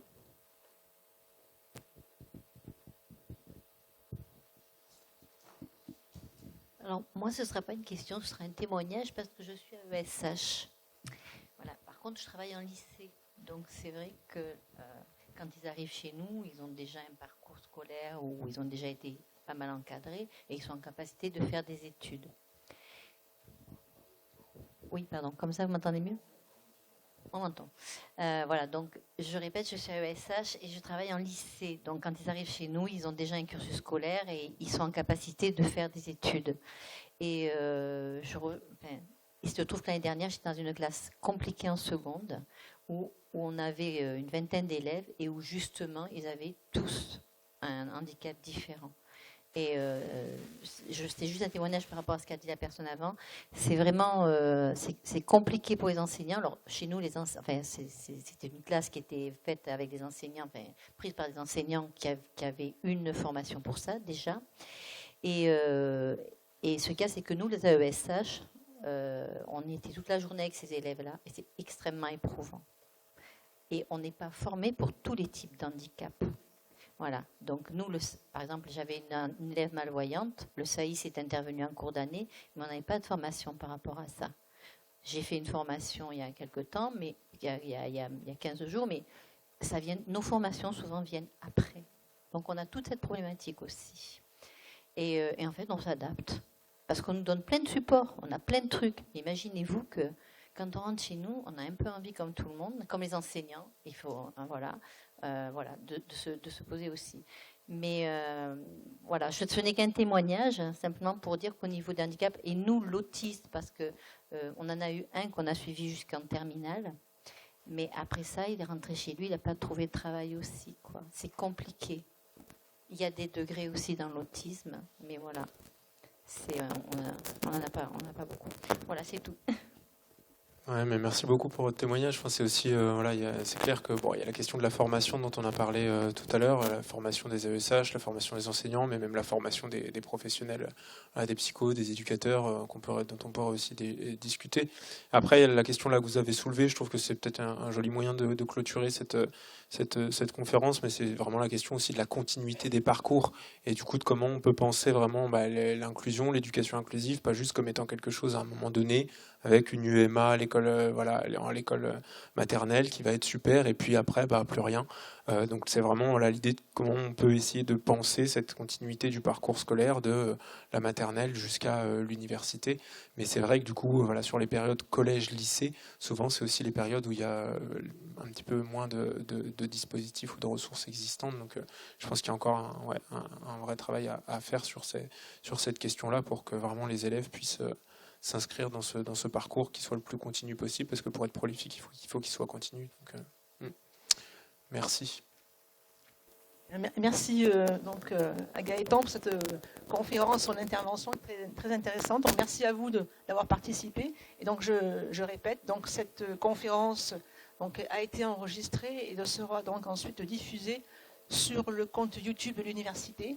Donc c'est pour ça que c'était important que vous laissiez vos coordonnées. Alors, pour ceux qui sont déjà inscrits, donc on les a, mais ceux qui n'étaient pas inscrits, donc vous pouvez laisser vos coordonnées de façon à ce qu'on puisse ensuite vous diffuser donc le lien pour que vous puissiez accéder donc à cette conférence. Voilà.